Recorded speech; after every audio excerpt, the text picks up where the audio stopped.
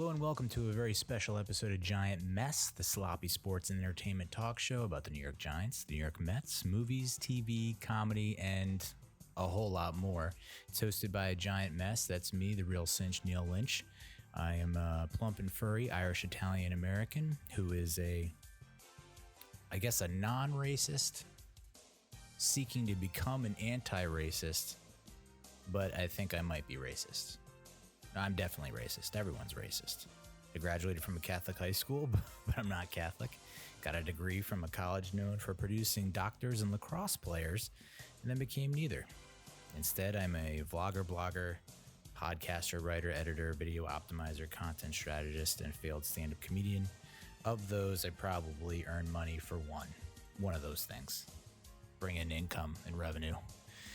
I have a hotline. You can leave a voicemail, 862-BIT-1986. That's 862-BIT-1986. I haven't checked it. It's one thing that I never do before this show. Do a ton of research. Never check the actual hotline for voicemails. So you can pretty much say whatever you want on that voicemail. It doesn't have to be sports related. It doesn't have to be about movies, TV, comedy, or any of that. It can be about racism. Subscribe to my YouTube channel. It's been a bit inactive, maybe a little bit of a death spiral, as they call it in the biz. But the username there is Real Cinch, or you can search Giant Mess, and it should pop up. Thanks to some optimization. I have an official blog website you can check out with my brain farts. It's neallynch.com, NEALLYNCH.com. You can check me out. Check out Giant Mess on Facebook, facebook.com/Giant Mess. I'm on Twitter, Real Cinch, REALCINCH. Also on Instagram, same username. Instagram is something that I should probably figure out. That seems to be the one platform I'm just never really posting on. Also available on Apple Podcasts, Spotify. Yeah, did you know that? Spotify and shit. On this episode, we talk about my brush with the coronavirus, my scare. We got a little touch and go there with the Rona. And I didn't know what to think or feel. And it was Panic City. I'll also talk about during that, we had a big move from our luxurious house that we owned to the townhouse condo, the cozy condo, as my wife says, that we're currently renting. We'll talk about the Mets a little bit. I don't know if we're going to have a baseball season. If we do and the Mets win, does it even count? I don't know. But mostly I've been watching a lot of old classic Mets games that we'll get into. We'll talk about DeAndre Baker's brush with the law. What the hell happened there? Details are kind of all over the place and fishy. Break down the Giants 2020 schedule. And we'll talk a little bit about the movement, what's happening in America, Black Lives Matter, and a straight white man's take on Black Lives Matter, as if we need more people to give their opinion and talk about that. So we'll kick it off with the coronavirus scare and the big move. So we last recorded right after the draft. So it would have been April 26th, April 27th. Thought the Giants had a pretty good draft. That's now, in my opinion, the third straight draft that I think is above average and decent. We're not seeing immediate returns in terms of wins, but we are seeing some talented folks go out on the football field and play their dicks off. So,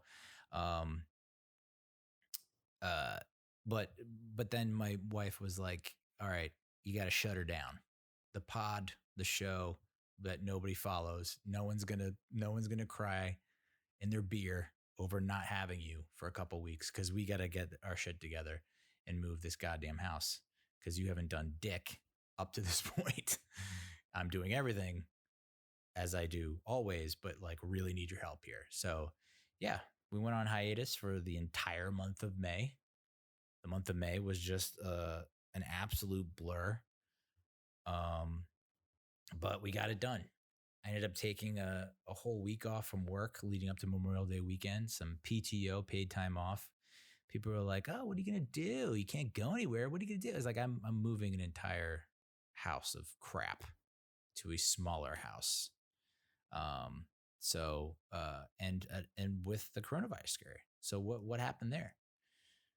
Basically, that first week in May, I just got this horrific, severe, dry cough, uh, hacking, like nothing I've ever experienced before. A cough for the ages, if you will.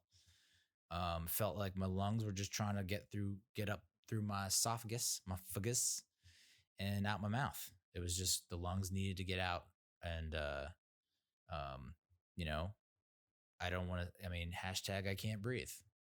I'm culturally appropriating the I can't breathe hashtag. How appropriate, you stupid cracker. Um, but I couldn't. It was a short of breath, horrible, hacky, dry cough, headaches. Just, it was like all the symptoms that they say that coronavirus is. And I was just like, oh, okay, maybe I should get on the horn with a doctor. And that's one of those things that I always do. I just throw it out there into the air, into the world. Maybe I should do this, and then I don't do it. So it's a miracle that I'm even recording this podcast, this show right now, because I said, maybe I should do it, and then like 2 hours later, nothing's happened. So the wife actually set up a teledoc video chat with a doctor in like Union City. I guess they're the only office in the area that does video chats. Doctor was awesome, great bedside manner. And she's like, yeah, you check all the boxes for potential coronavirus, might as well get tested. Here's a prescription. So I'm like, oh, okay, I might have coronavirus. The doctor just kind of confirmed it, my suspicions. So that experience, which I'm sure everyone's seen by now. I know KFC did it for Barstool Sports where, he videoed the whole thing, and it's pretty much, I didn't watch the whole thing, and I'm kind of glad I didn't, because I don't know if I would have gone. But it was at William Patterson University in Wayne.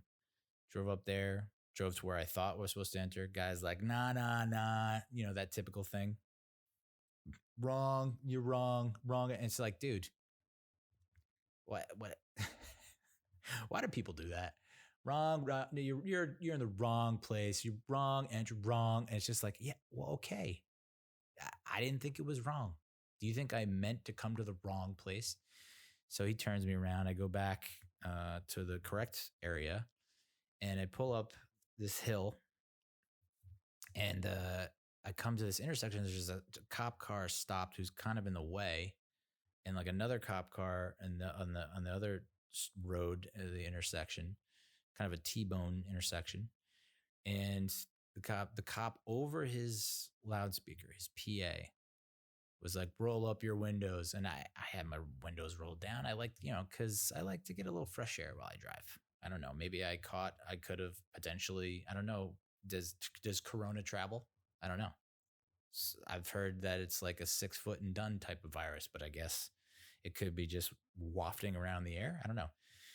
So not a hi, not a hello. The police are not into salutations, greetings, and anything like that. And, the police, I mean, the cops, whoa. Let's talk about not in a good place right now. We'll get into that later. But like, so very, direct and to the point, roll your windows up. All right, roll your windows up. Do you have your prescription? I like hold it up. How many of you are in the car? And just like, all right, I'm getting interrogated, long distance interrogation from a cop within his car over the loudspeaker. And I'm like, I can't talk to him. I don't have the same equipment you got, guy. I can't like, holler back at you over the mic. I don't got that. So, I'm like in the car, just like emphatically nodding like a dumbass. It's like, yes, no, yes. And so, never had that happen before. Never hope to have that happen again, because it's like, luckily it was daytime, and they can see I didn't have a tinted windshield. and it was white, so it all worked out. um, so drove past the police blockade with their little interrogation. They were like the bouncer at the club, the coronavirus club. Let me see some ID. And so drive up, go to the right. You also have like these older folks in vests, I guess volunteers who are directing you, and they they're also very emphatic, like, yeah, you gotta go left. It's like, all right, guy. Like, did you think did I have my blinker on? Like, what's going on? So you have the wrong guy, wrong, and then the emphatic direction guy, like, you gotta go left. It's like I'm literally going 5 miles per hour. I think I can make that turn. So pull up, get in line, and then there's like a dozen or so people, cops, and not telling you what to do, so you're just sitting there like an idiot, or again emphatically like, you gotta pull up, and it's like, what's the rush here, guy? Where's the fire? Like, you know. So pull up to the second station, and there's these people like looking like scientists, and like full on hazmat suits with the masks and the goggles, and like they're the most decked out out of anyone. And so roll down the window, show them my prescription and my ID. Of course, my ID has my old address. Cassie and I have now moved together like 4 times. We've been together almost 7 years, and we moved 4 times already. So I don't know. I mean, you want to test the endurance of a relationship, move around a lot. So they're like, oh, well, this address says this. And then I was like, yeah, I sent my change of address to get the sticker to put on the back, and they never sent it. And I was like, I'm at this address, but soon I'll be at this. I'm just like, who cares? I'm a resident. So they're like, okay, drive down to the right. And I'm like, wait, what the fuck? Like, you guys are all decked out just to get my ID and prescription. You guys aren't the real guys. So I go down to the right, and of course you get more old people in vests directing you, like, you gotta go left. Like, all right, I'm going left. And I'm going 5 or 10 miles per hour, and they're like, come on. And it's just like, what? If I go 20 miles per hour, I'm a madman, right? I'm a lunatic. But if I go 10, I'm holding up the line. So pull up to the next station, and this is the real shit. This is where you get the test. And so like, okay, license, prescription. Oh, this address doesn't. Yeah, I know the address doesn't match up. So she takes out she calls it a Q-tip or a swab. This thing looks like a fucking, like the jousting, the pugilist jousting thing that you see in American Gladiators, like that long ass stick with the huge things on the end. Pugilist, like a giant Q-tip. And she's like, all right, lean your head back. And I'm like leaning my head back, and she's like, more. And I'm like, lady, I'm not a chicken head. Like, I got a football neck. I got a thick neck. Can only go back so far. And she's like, all right, I'm going to stick this up your nose for 10 seconds. I'm like, all right. 10 seconds. I mean, come on. Relatively speaking, it's short. And she sticks it all the way up my nose. It goes all the way up. And it definitely poked my brain. And I short-circuited for a moment, forgot math, couldn't remember my middle name. And that 10 seconds, I mean, I've watched some NBA games, and guys, 3 seconds in the paint seems like an eternity sometimes. This 10 seconds, wow. Yeah. Luckily she had this tech scientist, whoever, doctor, nurse, practitioner, whatever, medical professional, had nice eyes, nice eyes, and a kind voice. And so I think that helped things a little bit when she was jamming a sharp object into my cerebellum. So that stunk. And she's like, here's a tissue. And I was like, I'm not going to cry. as a single tear rolled down my cheek. And they were like, all right, here's a packet of information. You will get your results in 5 to 7 days, I guess through a phone call or through the mail or something, but you can go online and get it quicker, 3 to 5 business days. And I'm like, wow, that still sounds like a long ass time to wait for the results of a deadly virus that no one knows a lot about. Like, still trying to figure out how to figure out this virus. And 72 hours later, they're like, hey, Neal, we know you can't hear us because you're 6 feet underground, but we're going to let your wife know, yeah, you had it. And of course, that got fucked up. My wife decided to take it upon herself to register on the website where they give the results. I would log in every single day and it would say, you need to authenticate your identity or some bullshit. It's probably because of that stupid address mix up. And so I would email the address that they provided every day saying, hey, authenticating my identity. Can I please have my results? And eventually, this is something that younger generations just don't do that older generations can't grasp, is that we just don't pick up the phone. I just don't pick up the goddamn phone because I have such horrific experiences on the phone every single time. So eventually it's like day 7 at this point, and I just pick up the phone and they're like, oh yeah, we have your results. We'll just email them right over. What's your email? It's like, oh my God, why? And yeah, not detected. So spoiler alert, not detected.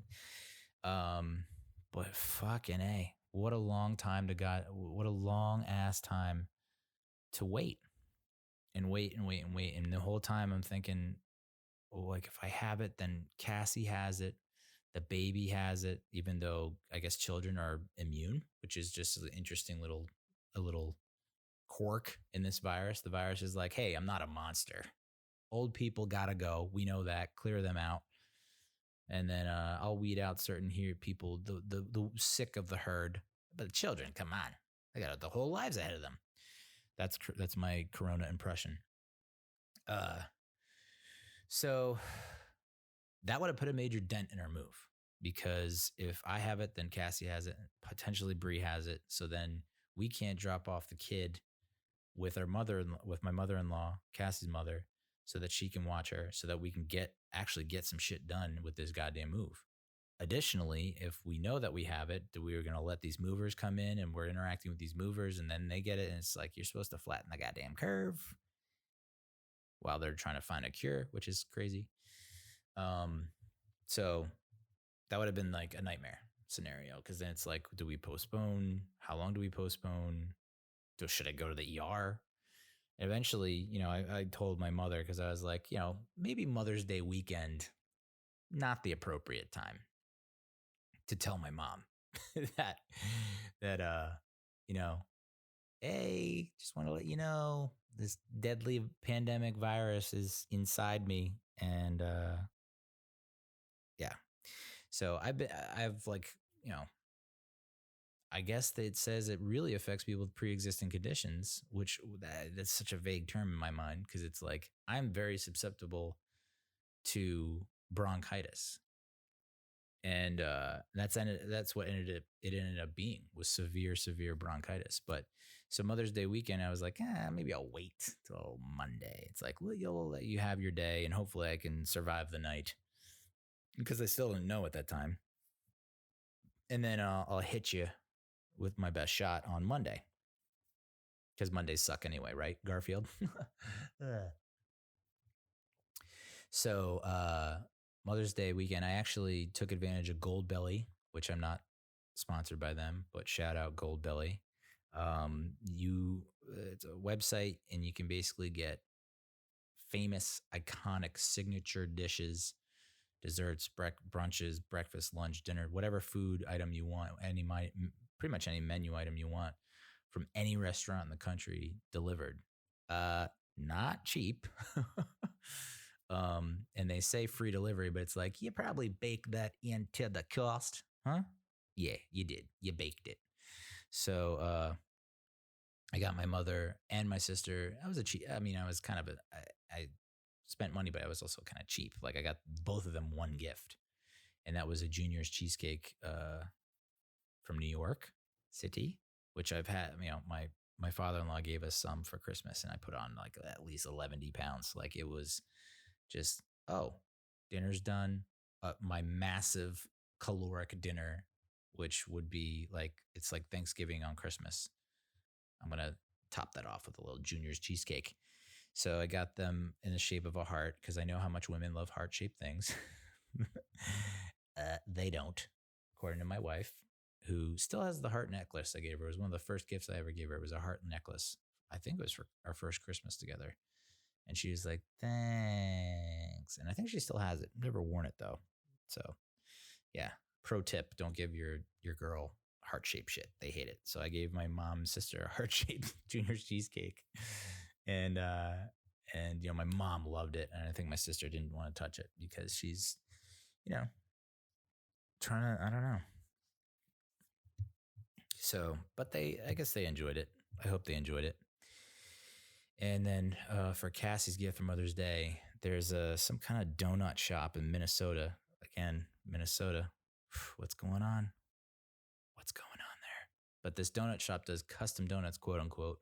But in reality, it's like, here are a dozen messages that we spell out in donuts. And so they didn't have a happy Mother's Day or any kind of mom related donut message. So I just picked treat yourself. And of course, she's like, you don't have to get me anything for Mother's Day. It's fine. Let's just whatever, blah, blah. I was like, no, I got it. And she's like, it better not be sweets. And I'm like, you gotta be kidding me. You gotta be kidding me, dude. I mean, the one thing I got you and I can't get it for you and I got it already. And of course it shows up and she's like, I can't. I'm like, all right. And took some pictures that could not post. So I ended up putting together this little like video, stop motion video. I don't know. Just took a bunch of pictures, put into a video collage compilation type thing. Set it to some music, which, if you haven't tried it out yet, I know I sound like a fucking old fart, but like Clips on your iPhone, there should be a Clips app. Boom, open that up, throw your photos in there. They got all kinds of music. Throw that. It's like, not a bad way to go about your life. So, and no one liked it. I posted it on Instagram, Facebook. Everyone's like, oh. I was like, all right, I tried and I failed. Just keep on trying. So that was Mother's Day. And then that work week, I was just struggling to get to Friday. And so, Friday was just an absolute disaster in terms of where my head was at. And it led to some interesting developments at work. I'll say that much. So I took off the next week. The Monday, I'm like, I can't the Saturday before, so the 16th May, the weekend after Mother's Day weekend, our cast rented a U-Haul and we got some work done. And I thought we put a tremendous dent in what we needed to move. We filled up a U-Haul. I was somehow got through it with like severe bronchitis. It was like 4 or 5 hours. Most of it was trying to Jenga / Tetris / Jumanji the things into the truck. Like the packing is what takes the most time. Like trying to like puzzle that shit and figure out what goes here and what can slide in here. And I mean, I'm not good at a lot of stuff in life, but packing, and maybe that's just an inherent dad trait, dad quality. I think my dad was good at it, and his father's father and his father's father's father. It's just like a dude trait. Like just finding crevices, nooks, and crannies to put our stuff in. Yeah, that makes sense. Dudes, we like to find nooks and crannies to put our stuff in. Boom. So the packing, took me a while, but I figured it out and got a bunch of stuff in. And the unpacking was like less than an hour. It's just like, let's just get it out. And, celebrated with some Tex-Mex that was, there's that's one thing about this area, which I don't understand, is like where's the good ass Mexican food? Like, if I had the money, I'd start my own franchise, call it Diego's, because that's Spanish for David. That was like my Spanish name in school, Diego. And I was like, I almost want to change my name to Neal Diego Lynch, or just go Diego Lynch. Damn, sounds good, right? Sounds right. And so I thought we got a lot done. I was like, wow. So the rest of this week should be easy peasy. I mean, we have the movers coming to move the big shit on Wednesday, and then coast is clear. So Monday, I'm like, I wake up and I'm like, man, I'm hurting. Like, this is bad. Sunday was, I was just like out of it. Monday I was out of it, and I was like, and Cass is like, you need to have another appointment with your doctor. Tell him you were not coroned, you didn't have the Rona, and just figure out like how you're going to, like, I need you. Like, you can't be dead to the world over this week. Like, you told me that you were going to go like full steam ahead 110%, which I did because, I got called out. And so I was like, when you need me, I'm there. They call me last minute Lynch because I come in last minute, I procrastinate, and last minute I bring the heat. And I talked up a big game, and then of course I had severe bronchitis and was not addressing it. So had another doctor's appointment. She's like, I'm going to hit you with the Z-Pack. If that doesn't work, we're going to hit you with a chest x-ray and then possibly an antibodies test. And I'm just like, okay, let's do this. Take the Z-Pack Monday. Didn't get anything done. Tuesday, I slept all goddamn day. I mean, all day. Could not stay awake. And my wife must have been sweating goddamn bullets. Like, am I going to have to fucking do this all by myself with a kid on Wednesday? And I don't know, Wednesday, just like, I think it was the third day of taking the Z-Pack, and I just doused myself in caffeine, just bathed in caffeine, injected it, rubbed it into my skin, Barry Bonds, like cream style. And like just getting as much caffeine in my body. Of course, didn't help that. And these movers, I don't know what is going on. These movers get under my skin. It's this one company, and they happen to be the best company. They're, Better Business Bureau, A+ business accredited, and A+ rating, and all this other shit. But I can't. The guy rubs me the wrong way. He just rubs me the wrong way. Or put out quotes to like a dozen movers because I'm a psycho. And most of them said we need 4 movers. And this guy comes back and says, all right, well, you got this flat rate. No one else offers a flat rate, like blah, blah. And we're going to have 3 movers coming. I was just like, whoa, 3 movers. What are you talking about? And he's like, I've been doing this for 17 years. I know what I'm doing. This is a 3-guy job, And then I'm like, all right, I know a lot of these other companies have said 4 movers. And he's like, I've been doing this for 18 years. And I'm like, you just said 17. I feel like if I kept him going, he would have been like, I've been doing this for 82 years. He just kept going up. And so he's like, well, you want 4 movers, I'm going to have to charge you. And I'm like, all right. I mean, I guess I trust you. If you say 3 movers, it can be 3 movers. I just, I don't know. And he's like, all right. Okay. So 3 movers. And, day of, if there's a 4th guy hanging around, I'll bring him for free. And I'm like, what the fuck is going on here? Why did you just put me through the goddamn ringer only to tell me that the 4th guy could be free anyway? And, spoiler alert, there was 4 fucking guys. So I don't know. So anyway, he says, oh, we'll show up at 8, between 8 and 9. And then, flat rate. So, we're not going to take our time and dilly-dally and take forever. These motherfuckers show up at 7:30, and the guy is ringing the shit out of the doorbell. It's ring, ring, ring, and I'm like, it woke me up, woke my wife up and the baby, and I go to the front door, and he's like out. He like walked away from the front door because I had to get dressed and look presentable a little bit. And the guy's like, hey, I know and I don't. I'm sorry if you're a morning person. I'm not a morning person by any means necessary. Yeah, I mean, you could tell me you have to wake up by 5 or we're slaughtering your entire immediate and extended family on public television with a message scrolling at the bottom. This is because of Neal Lynch. And I would still wake up at like 6 or 7. I just can't wake up early. It's just not a thing for me. So this guy's all chipper. And people, I'm jealous and envious of people that can wake up early.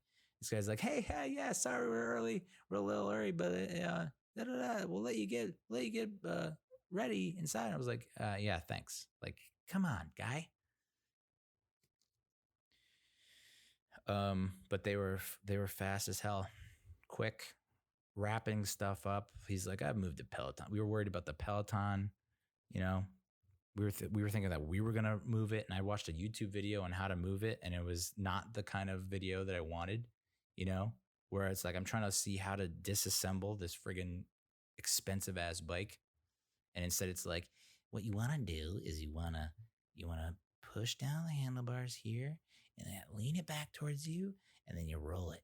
And it's like, no, I don't mean move it to another, like move it on the wheels it has. I mean, how do I move it from A to B?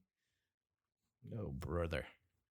But no, they were just like quick as hell. They have that weird like garbage bag material that just doesn't break. It's like hefty. Why are you not using this shit? Every garbage bag I've ever used rips and tears, and I have to like haul ass to the can in order to like make sure it doesn't go everywhere. And we got raccoon, extravaganza happening in our living room. That Wednesday and Thursday were pushed me to the limit. I walked along the razor's edge, and I mean, it was 8. I mean, the big movers moving the big stuff, they were down by like 12. They were done before 1. And then it was just all this other small shit that had to go. And it was all day Wednesday, 8 a to 11 p on Wednesday, all day Thursday, 8 a to 11 p, moving.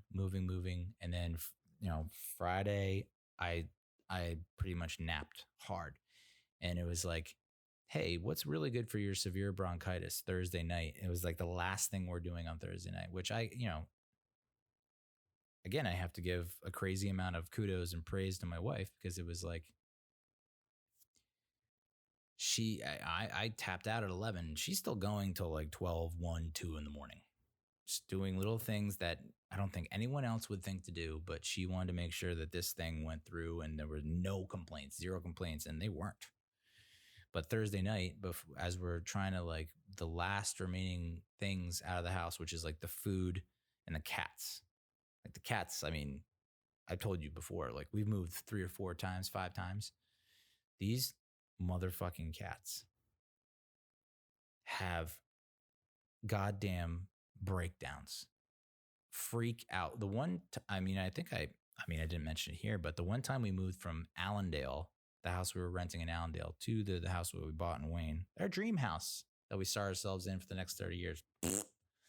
The one fat cat, the orange tabby that we call Little Kitty, aka Gus Gus, aka Trump, because he's orange, leapt. This is a fat ass cat. This cat jumped from the second floor. I think it went on the second floor railing down the stairwell, all the way down the stairwell. And like, I think it tweaked its knee. You can't be that fat and be doing like, I mean, there's so few fat guys and girls that can be athletic and do athletic shit. Tony Gwynn, Warren Sapp, what's his name from the Patriots? I forget his fucking name, but Vince Wilfork. Like, this fat cat does not get a lot of exercise, eats a lot, and is lazy as hell. So we had to go to the vet. We had to go to the veterinarian's office late at night to get an emergency checkup on this cat's knee. And the vet's like, I don't even think it has knees. I think the knees have been went away like a long time ago. It's like in Wall-E, like so far in the future where humans don't do anything, and so they did an X-ray of the humans in like the year 2500 or whatever, and like they have no skeletal system. There's no bones. It's just all fat. That's Little Kitty. Um, so, my point being, getting these cats, like, it takes hours. I remember the first time we did it, I gave up halfway through. I was like, this is fucking ridiculous. We're trying to move from Cassie's Hoboken apartment to the apartment in Weehawken, and it took her like 2 hours. And so I don't even bother with it now. And I remember getting in the car, turning to Bree, and I was like, I get over under an hour. And literally 2 minutes later, my wife walked out with both cats. I was like, damn, we're getting good at this. Well, you're getting good at this. I'm just not helping. But before we got the cats and the food, we had to like dust and sweep the garage and the basement, which the basement's not finished.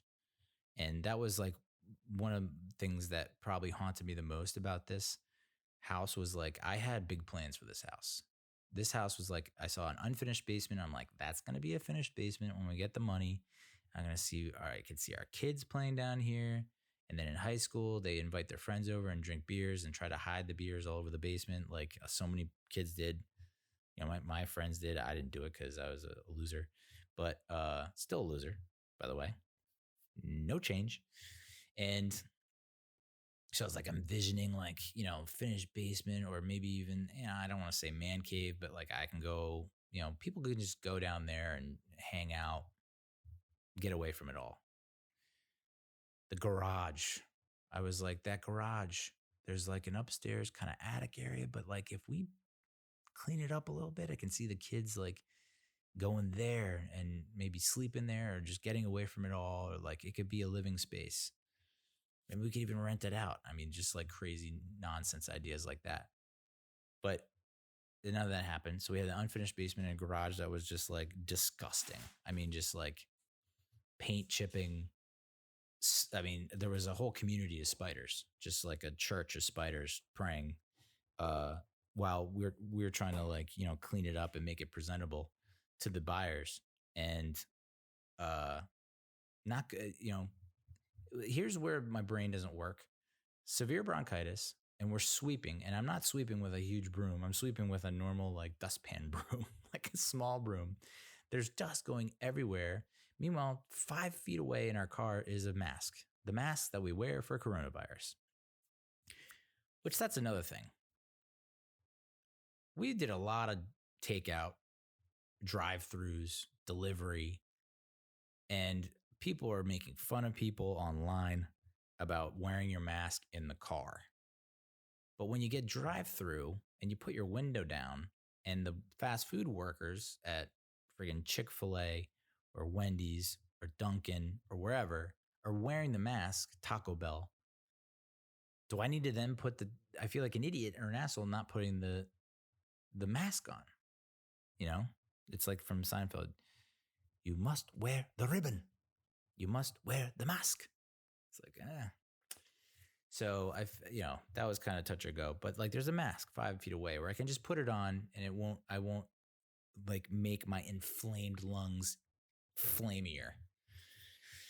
But I didn't. And so, you know, swept the entire garage, inhaled so much dust. And of course we have our daughter with us, which was, you know, probably a huge mistake trying to have a daughter whose bedtime is at like 8, who's used to a bath and books being read to her.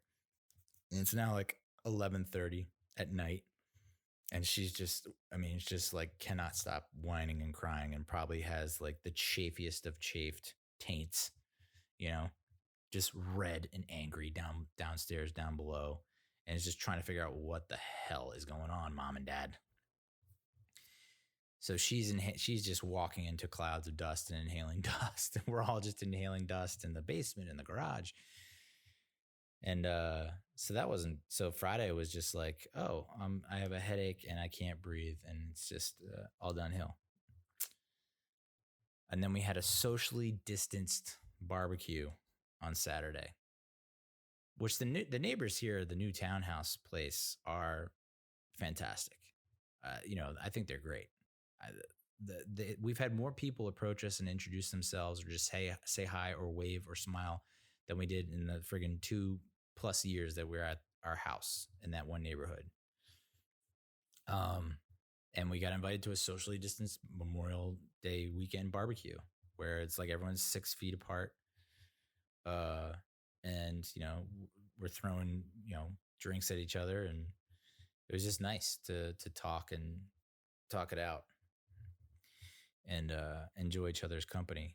And then Monday, I had off and got to relax a little bit, try to catch up on all the work emails and Slacks and stuff. And it's like, everything looks like it went all right. Tuesday, have a talk with the manager, and I'm like, hey, how did everything go? He's like, oh, everything went smooth. And then I find out from someone else by looking at their timesheet that something happened, and then just was all downhill from there. Just snowball effect. Like all these important conversations happened while I was out. And it's like, what is it about May, me taking time off in May, that really just like is the green light for my employers to just have multiple important conversations without me, where like I'm like they're trying to figure out how to replace me. It's like, hey, why don't you take time off, Neal? Well, it's because the plan, that's when the scheming starts. So, but then, then again, I'm paranoid and neurotic. So whatever. So yeah. And, stress all time high. That's probably the most stressful time of my life. Thought I had coronavirus, instead had severe bronchitis, moved with a child, no child care. Hot damn. I don't wish that upon a lot of people. And we probably have to do it again in like 18 months, which we're looking at places to go. And one of the places, I'll just say this, not great for a Giants and Mets fan. So not sure if I want to go there. If you haven't figured it out, maybe this will help you figure it out. Oh, It's Always Sunny in Philadelphia has been renewed for a record 15th season. I see no reason, if they still want to do it, I see no reason why they shouldn't renew it for 16, 17, 18, 19, 20. I would love to see them to make it to 20 seasons. And, people have been critical of the past few seasons. I've never had to turn it off. I've always been into it and I've always laughed. So it's rare to say that these days. Oh yeah, the car wouldn't start. So amidst all this, I totally forgot to run my car because I didn't know when you don't run your car for 2 months that the battery just decides to take a nap and go into hibernation. So I get in my car to go do something, and it just like not even close to starting. And so then I have this Googaloo thing that we got. That's actually a heaven send. You should check it out. I'm butchering the name, but like Googaloo battery charger. It's just this little like brick looking thing, and it works like a charm. But then of course I take the thing off and it's like won't start again. So I'm like, oh, I just had to drive around with this battery charger clipped on. And then my wife's like, just let it run for half an hour. And then of course I Google it and it's like, don't let it run for half an hour. You actually have to drive it. So of course I take it out and I'm like, all right, well, I'll go get some gas. I'll go, I'll go drive to, I'll drive to the new place, just check it out. And so I drive to the new place and I'm like, well, my tires are kind of, always goddamn empty and flat. So I'll just go get tires filled. And of course, while I'm getting my tires filled, didn't bring a mask, didn't wear the mask while I'm filling my tires. And of course, a lady pulls up right next to me and she's filling her tires. And then we just happen to, at the same time, make a move towards the same side of the car. And I'm like, oh, maybe that's how I got goddamn coronavirus, was just not thinking. So yeah, pro tip, start your car and drive it every, they say 2 weeks.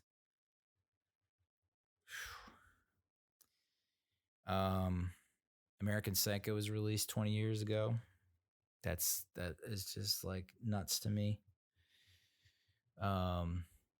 WWE has been deemed essential in Florida and will resume live shows. Oh my God. And Living Color premiered 30 years ago. Kick-Ass came out 10 years ago. Where does the time go? So, with everything that's going on, and I don't know if I teased this, but with everything going on, I wanted to review Just Mercy. I did get to see it back when you had to pay for it. Now, Warner Media, which I'm a company man. Transparency. I work for a subsidiary or a company under the Warner Media umbrella. They've made Just Mercy available for free. It's a story of defense attorney Brian Stevenson, I believe, who went to Harvard, graduated from Harvard with a law degree, and instead of going to like a big law firm where he can earn tons of money, he decided to represent unjustly fight injustice. So he would defend people that he thought were wrongfully convicted or arrested or what have you for free, pro bono, I believe. But there was like a defense fund or something that he would get money for just so he could, make ends meet. I wasn't able. I don't know if I can give a full review now because I just ran out of time. I was like, all right, we're going on 4 hours of research for this show. Maybe I should just flip on the mic and gets to talking. But full review maybe next week, maybe in the next couple of days. But I will say, when I first saw the trailers for this movie, so Michael B. Jordan plays Brian Stevenson, and I thought he did a tremendous job. I've been kind of on the fence with Michael B. Jordan. I had big expectations for him. I thought the Killmonger role in Black Panther was going to be like his breakout role.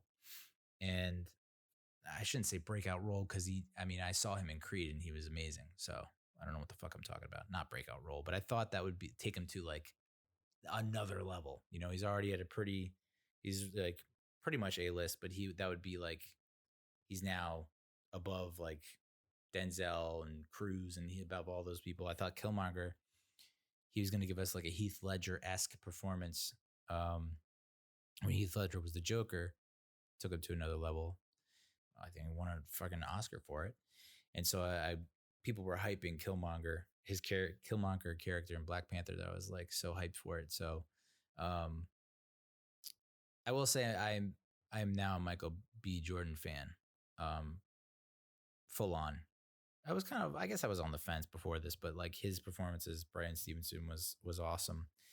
But Jamie Foxx as Walter McMillan, which wasn't actually, they call him like Joe or something like that in the movie. He had a nickname, Joe. Jamie Foxx was awesome.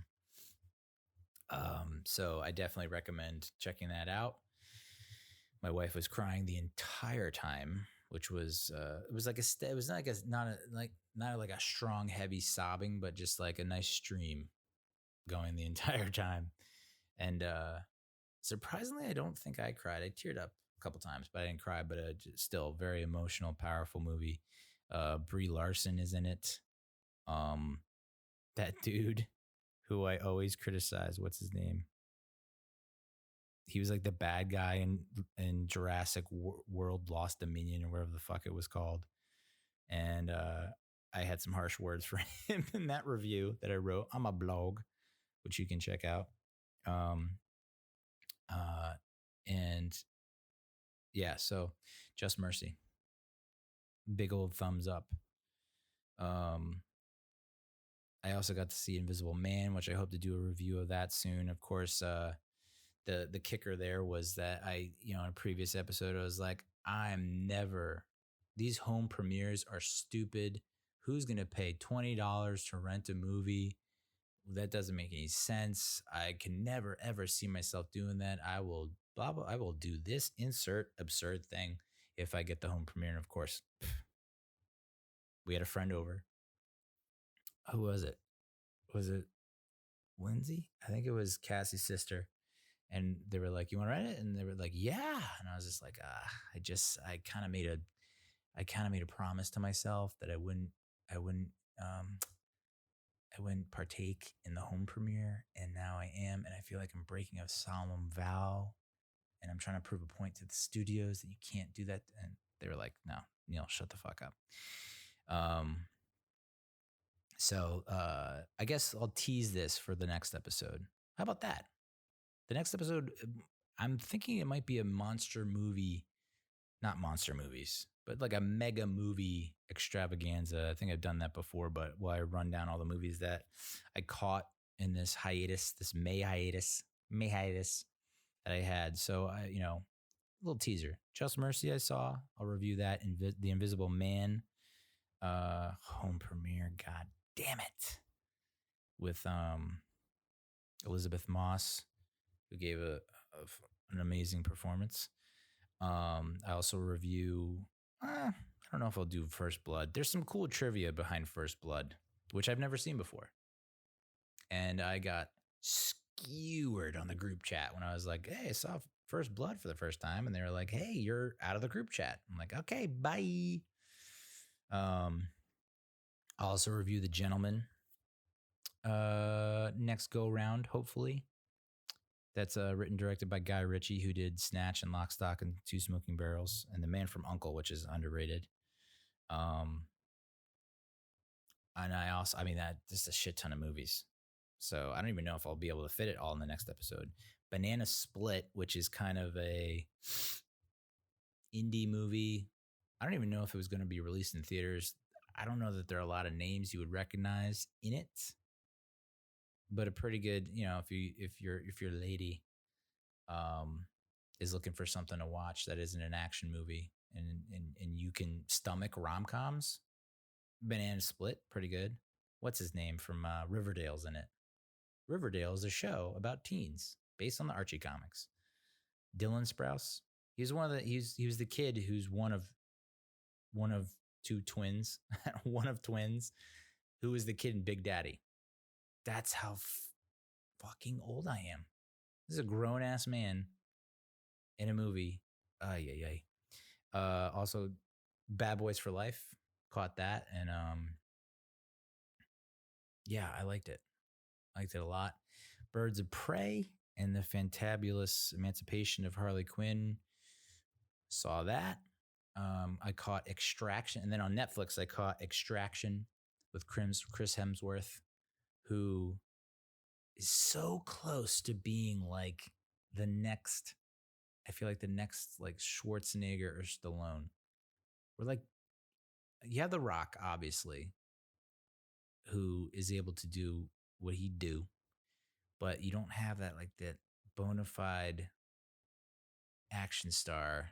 Like Stallone had Schwarzenegger. I feel like The Rock needs Hemsworth. I don't know. Pretty good movie though. And then The Lovebirds, which I was going to do a most anticipated movies post, for 2020 back in December, I think, or even early January. And The Lovebirds was on my list because it has Issa Rae from Insecure on HBO, and then Kumail Nanjiani from Lovesick, and Stuber, a movie that I reviewed in a previous episode that I liked, that I thought was just so close to could be a comedy classic. Got like a Midnight Run vibe to it. The Lovebirds,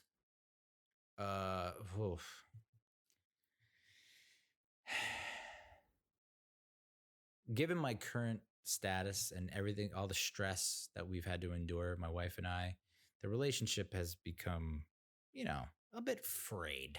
And I mean, that's only natural. And if you're in a relationship and your relationship isn't frayed and you're a parent, Godspeed. I don't know how you do it, but especially with a small human who is just waltzing, strolling into the terrible twos. Just like, here I am, everybody. So The Lovebirds, I liked. I don't think it would have done that great at the box office, but there were a couple like really good laugh out loud scenes. And then I also finally caught Rise of Skywalker. So if you listen to previous episodes, I went like I was pretty miffed, steamed, if you will, that all these streaming services are rental, where you can rent online. Fandango Now, Redbox, Vudu, you name it. would offer Rise of Skywalker for every possible. You could rent or buy it for every possible resolution, except you can't rent it in 4K. You could buy it in 4K. You could rent it in 1080. You can rent it in 480 and all that garbage, but you could not rent it in 4K. And then Disney Plus was like, hey, check this out. We're going to release it on Disney Plus for free. And I was just like, thank the almighty. And yeah, I'll give my full review in the next episode, but I guess if I had to send a tweet, I mean, it's going to be a spoiler, but I mean, it's been so long. All the spoilers have been out there for a while. Is it a good end to this trilogy? I don't know. Yeah. So that's a lot of movies to go through. Holy crap, dude. How many? 1, 2, 3-ish, 4-ish, 5, 6, 7, 8, 9, 10. That should be a fun episode if you like movies, like I like movies.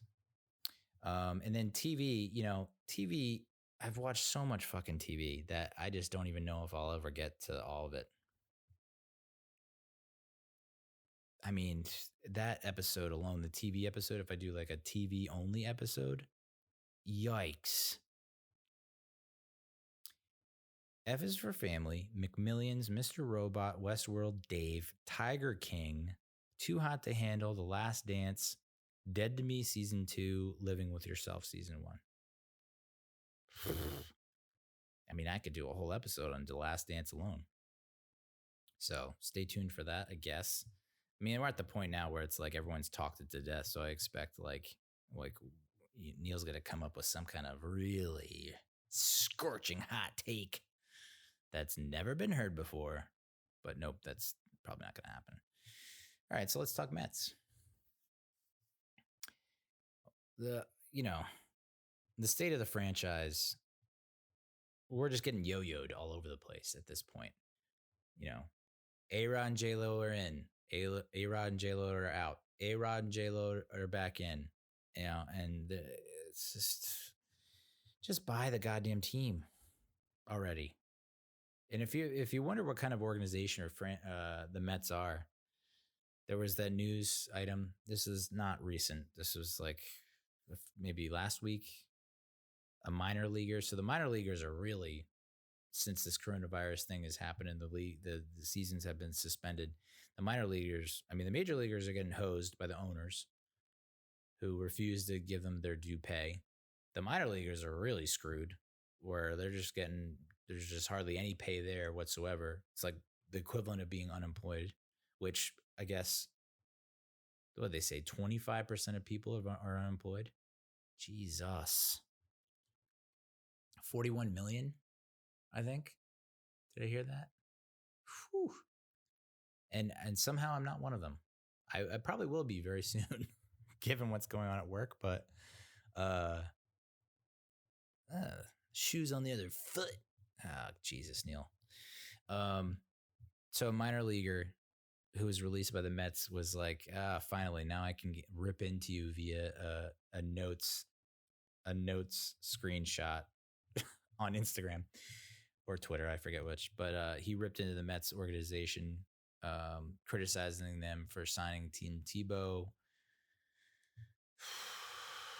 From a business standpoint, I think I understand it. If your minor league ticket sales are slumping, bring in someone like Tebow, ticket sales go up. There's more attention, more merch, more money, more revenue. But then someone who might be more deserving of that spot loses their roster spot. Totally get that. And a lot of people said it's a stunt, and it was, But there was an outside chance. There's an outside chance that he's touched by the hand of God, like he was in that one season, in that one playoff game in the NFL. Was it 2011? And just goes off and somehow makes it to the majors. And I mean, can you imagine if he made it to the majors? Wow, what that would have been like? Oof.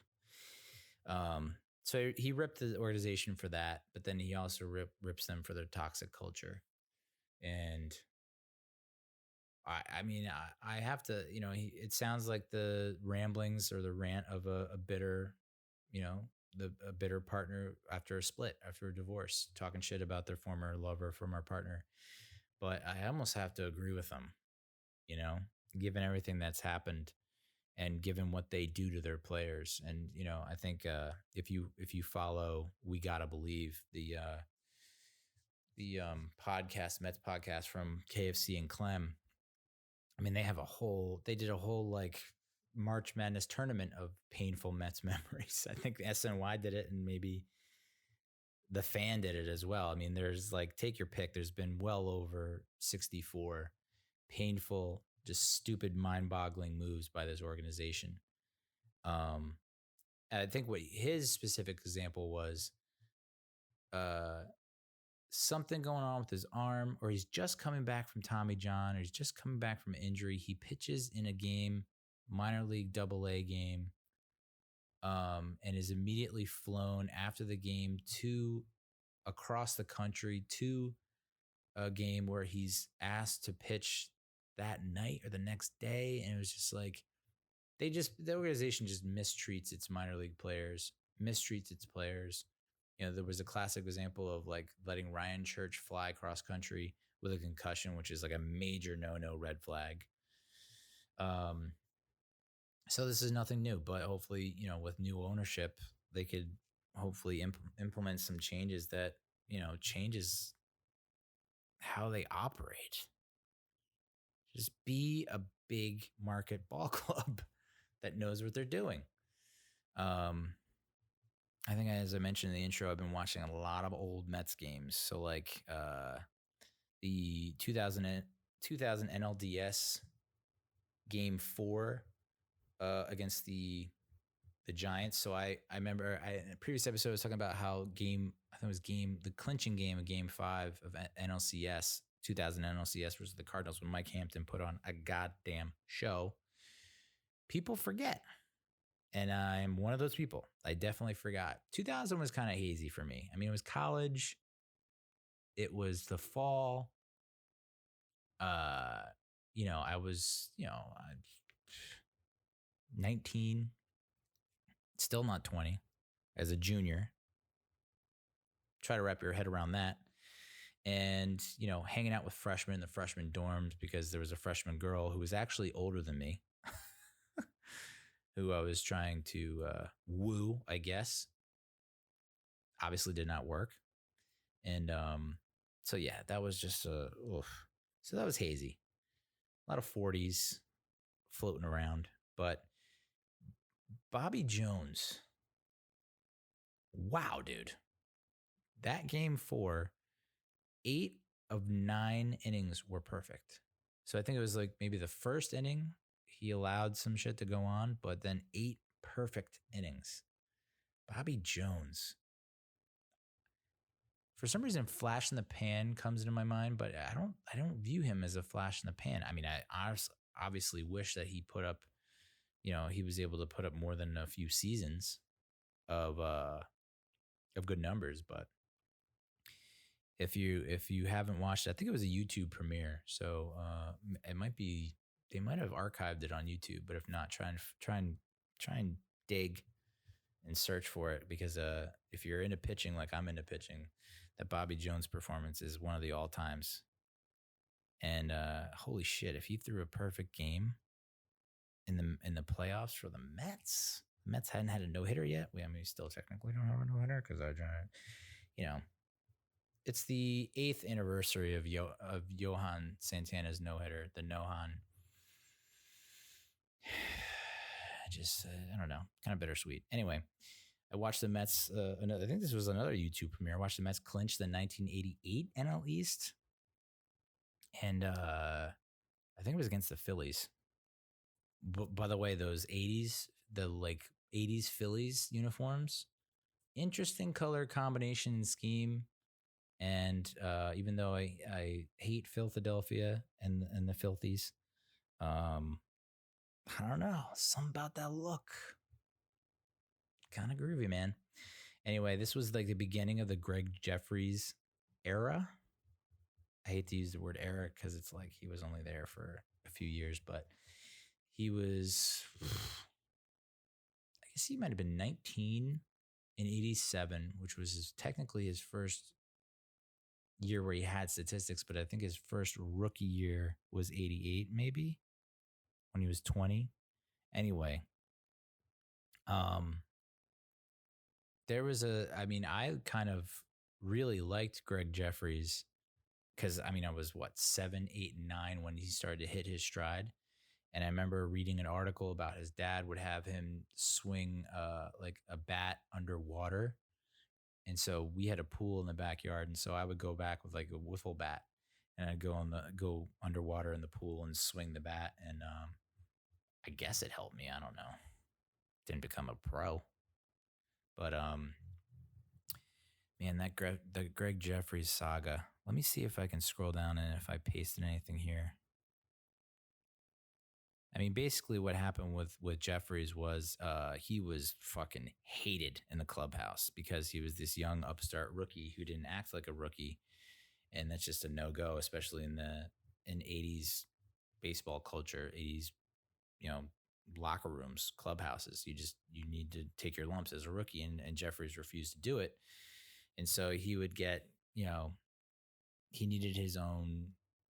He wouldn't want his bat to be with like the other players' bats. I mean, it was a New York Post article, so definitely do like New York Post Gregg Jefferies search, and it should pop up. But you'll see like he would get shit from like Hernandez, McDowell, just about everyone from top to bottom. All the veterans were just like hated this guy because he didn't conform. But I think the theme of the article was like if Gregg Jefferies played in today's game, like none of that would have been an issue. None of what he did would have been an issue. And so they interviewed him, and I guess this was the first time that Jefferies has speaked out on it, spoken about it. And he's like, yeah, bygones are bygones. I deserved a lot of it. And I was also a young kid whose best friend was his dad. So my dad had a huge influence over me. And I think, even the guys that were hounding him and like, hated him then were saying, yeah, it was unjust. It was not fair of us to be so hard and difficult on Gregg. And then of course he went to the Phillies, and did he go to Royals first and then the Phillies, or Phillies and the Royals? But he was out. He was done by like age 30. So he had so much promise, and I guess he just petered out, maybe due to injuries. I'm not sure. But that was interesting to watch because it's like, here's this guy who can steal bases and is fast and is a switch hitter and never hit for power, but had a shit ton of doubles. If you look at like his stats on baseballreference.com, he's a double machine. And like if he, that was another part of the article, was like, well, if he adjusted his launch angle, he would have hit way more home runs, and then maybe he would be more valued as an asset. I don't know, dude. 86 Mets versus Astros, that championship series, that was fun to watch. Those 86 Mets, dude. I mean, and even the 88 Mets. I mean, the 88 Mets lost to the Dodgers and the NLCS, I think it was. But you look at the 87 Mets, they should have gone to the playoffs. You look at the 89 Mets, they should have gone to the playoffs. You look at the 90 Mets, they should have gone to the playoffs in the current playoff format system. Back then, it was like, I think it was top two, NL East winner, NL West winner. You go to the championship series and then World Series. So there was no wild card. There was no division series whatsoever. But if there were, I mean, look at the 99-2000 Mets. They're not getting in the old system, the old playoff format, and the fucking 2000 Mets went to the World Series. So, god damn, what if, right? I was gonna put together like, I mean, the 80s Mets were a dynasty. I know you can't throw the D word on some team that only won once, and many people say they shouldn't even won that one World Series against the Red Sox. But I'm throwing the dynasty tag on them. I mean, they were so good, and they would have made the playoffs every year. And when you're in, who knows what happens? So, but that Mets Astros series was interesting because it's like fucking Nolan Ryan is my age, still throwing heaters, and then the Astros just had a bunch of big lumpy pitchers who threw gas, like just big oaf looking motherfuckers. And then you have Lenny Dykstra, a young Lenny Dykstra, just like cocky as fuck. Even Keith, like looking at Keith and his approach to the game and what he did. They had Aguilera, I think, at that point. Ronnie Darling, Wally Backman, Tuffle, Santana, Elster, Hojo, Knight, Mookie, Kevin Mitchell, Straw, and like Danny Heap, which I totally forgot about Danny Heap. That was like I remember seeing his name on some rosters and I was like, oh yeah, Danny Heap. And like he had some crucial hits against the Astros. A lot of come from behind wins, late inning, extra inning wins. Never say die attitude. Watched like a bunch of games from the '86 World Series against the Red Sox.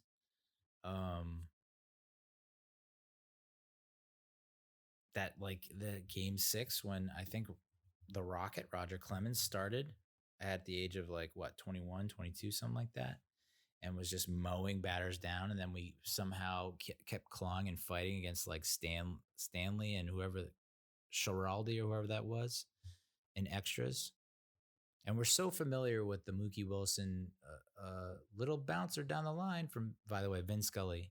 Jesus Christ. Dodgers fans, you're so goddamn lucky to have him commentating every game.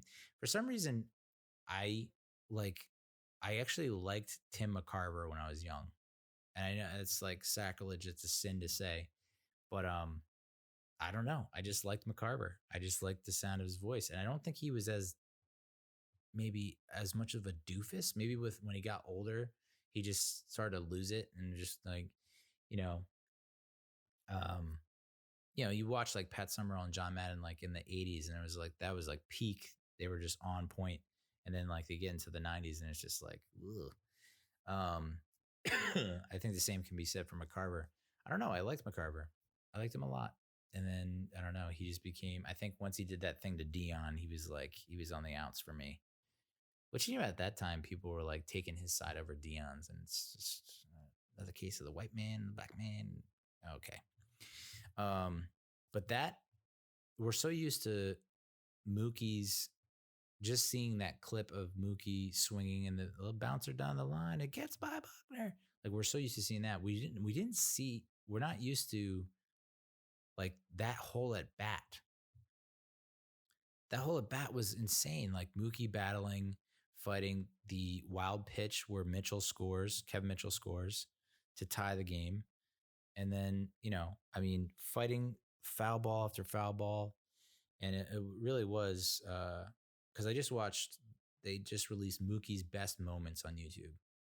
And, it was not all encompassing. They do this on YouTube where it's like the best, the greatest, the top, and then they only include certain things that they have like the actual footage for. Because I'm sure there was a bunch of, great moments and plays. People forget, and me especially. I think it was in that Game 6 game where I forget who hits it, but Mookie's in left because Dykstra's in center, and I think Jim Rice is coming around third, and Mookie like on the fly laser beam frozen rope to Carter to end the inning when the Red Sox were already up, I think 3-2. Just huge. So, yeah, a lot of nostalgia. The 98 Mike Piazza's debut. So that was, I think, Memorial Day weekend. I watched that 98 game when they were playing the Brewers. That 98 squad was interesting. But Piazza had the double that extended into a triple, scored 3 runs or something like that. And like Jerry Seinfeld was in attendance. Um, so that was fun to watch. We had like Brian McRae, Bernard Gilkey, Butch Husky as our outfield, and then Ordonez, Olerud, Alfonso, and fucking Bayerga, I think. Yeah.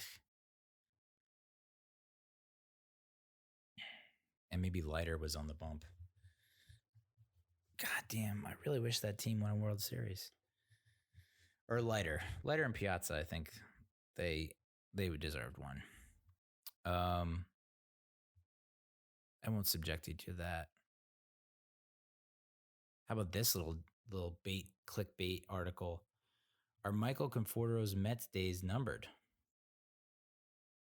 If he puts up more big numbers in 2020, the Mets could put a big asking price on a trade package next winter. Because of revenue losses, expect more non-tenders than ever of arbitration-eligible players. I mean, that might as well be in Mandarin Chinese. Conforto is too talented to be non-tender, but if the financially challenged Wilpons cannot sell the franchise, which they're so bad they can't even do that, could this hasten a trade of Conforto in the offseason as the Mets veer towards a less expensive 2021 outfield of J.D. Davis, Brandon Nimmo, and Jeff McNeil? What? That just seems like so far-fetched to me. I'm not buying that. I mentioned The Last Dance earlier. I was hoping to review it in this episode, but probably has to wait till the next one, or maybe even the one after that. But I do think they need to make a Last Dance doc about the 86 Mets. The only problem is it's not The Last Dance, because that team had 87, 88, 89, and 90 pretty much as a unit, as a group together. I mean, for that run, you pretty much had, except for 90, Keith, Carter, Straw, Mookie, Lenny, Ronnie, Backman, Hojo. Oh boy, that would be fun. They have to do it. They have to. Those guys are getting old enough now where it's like, it doesn't matter what the fuck they've done or did. It has to come out at some point. It has to. I just don't know who would be the Jordan. Like, it obviously wouldn't be, because he didn't have that one player that was the Michael Jordan that kind of carried the team, really.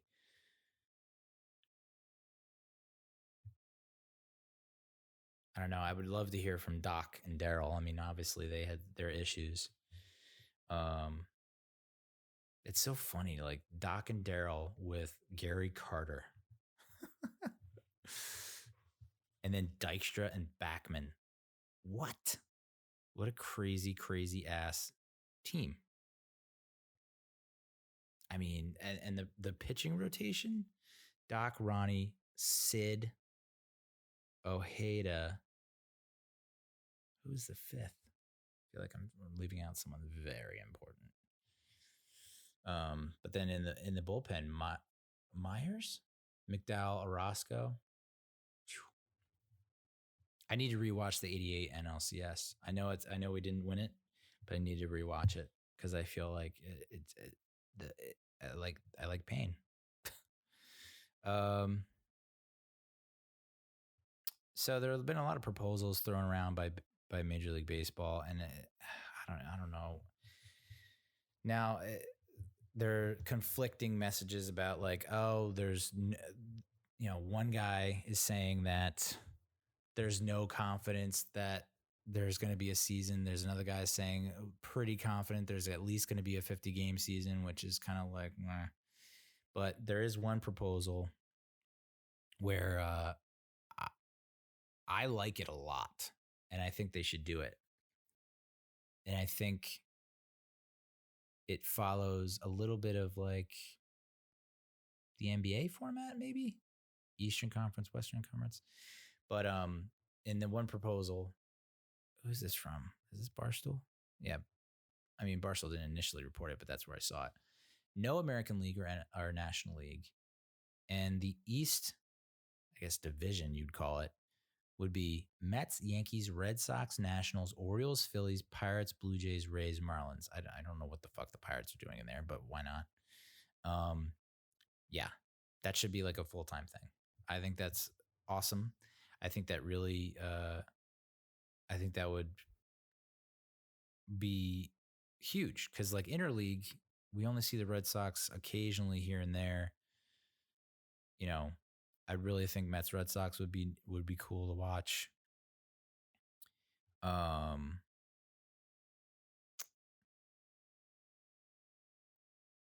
Phillies Red Sox, obviously Mets Yankees, Phillies Yankees, Nats Orioles. I wish that was like better. I don't feel like that's ever a thing. There's also a simulated season, like baseballreference.com has a simulated season from Out of the Park Baseball. I haven't checked this simulation in a while. The only thing I've seen going forward is that the Piazza leads the league in home runs with 21. Back when I checked it before, it turns out that Steven Matz and Rick Porcello were actually like top 10 pitchers. Steven Matz was like ninth in WAR. Porcello and Matz was 2 and 3 in ERA. Matz was third in WHIP. Porcello was sixth. It's like, interesting. And of course, DeGrom was DeGrom.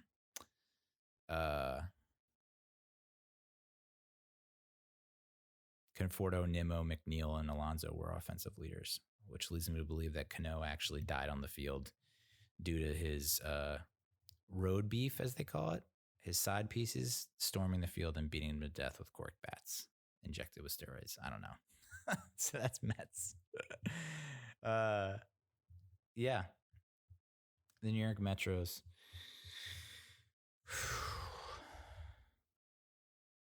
I still think July 4th. I know I've said it so many times, I'm a broken record, but July 4th, I really think it's going to happen. I know there was that fake message that said, oh, yeah, June, we're going to have an abbreviated spring training, 2-3 weeks, and then the league starts July 10th or something like that. If the owners could get their heads out of their asses, it's billionaires versus millionaires. It's like whose side you're going to take. I guess you're going to take the side of the millionaires. I mean, you've already lost so much money now. Are you willing to lose a lot more money and also like drive the divide between you and your players even more? Let's make it happen, Captain. So let's talk Giants to round out the show before I give my unnecessary thoughts on BLM and George Floyd. Which is interesting, like going back to the baseball, fucking A, man. NBA has a plan. NHL has a plan. NHL is kind of an interesting plan. Devils are apparently on the outs. That sucks because I feel like they were getting super hot. They were like at a really nice 7-3 in their last 10 or something like that. 7-2-1 in their last 10. So I thought they were making a push late, but they're out because I guess they're going with a 24 team playoff format, something like that, down the stretch. NHL. And then NBA is going to go with a 22 team format, which would start at the end of July or something like that, which means that Vince Carter has played his last game. Vince, man, what a career. Love them with the Nets. The fucking Nets, man. That was one thing that the Last Dance that I remember is like, how the fuck were the Nets making the playoffs every year with like Sean? Was it? No, not Sean Bradley. Jesus Christ. Who's the other big white guy that they had? Oh, that's going to kill me. I want to say Rick Mahorn, but that's definitely not it. Like Kerry Kittles. I don't even know if Jason Kidd was on that 98 team. Was Derek Coleman on that 98 team? Oh boy.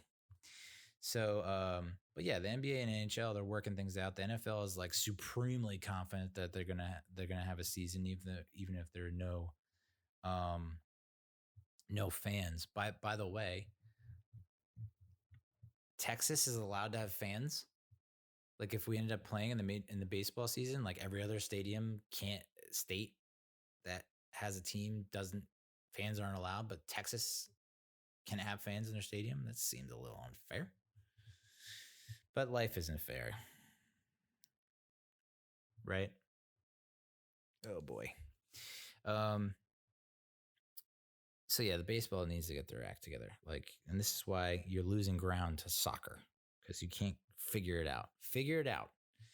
So let's talk Giants. This is kind of an interesting segue from what I was just talking about. There's a remote cheering app that could boost atmosphere in Japan's empty stadiums.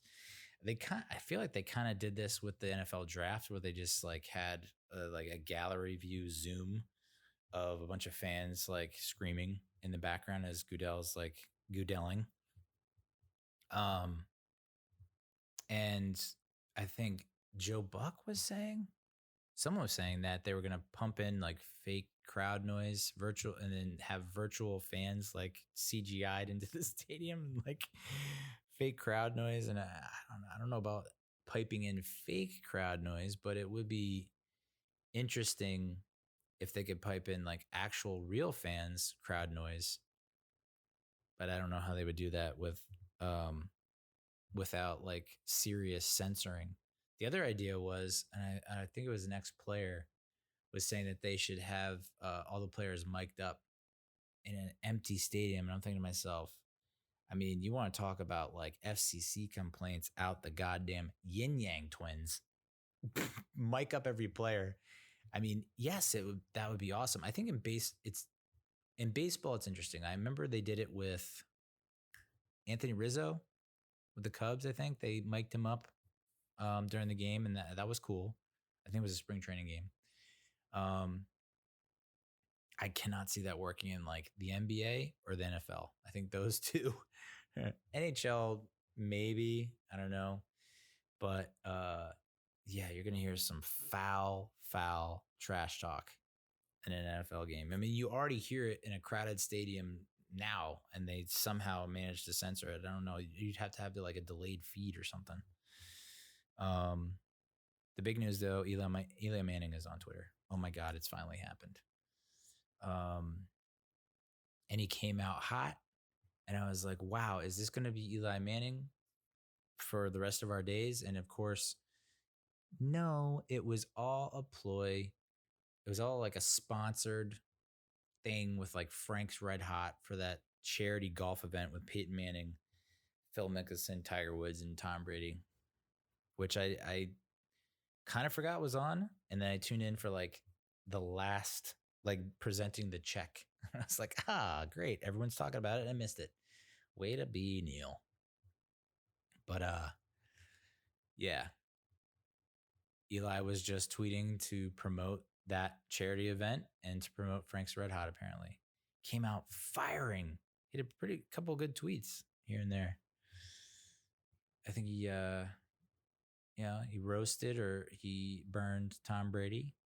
Had a nice little humble response to Saquon. A little back and forth to Sean O'Hara. So you love to see it.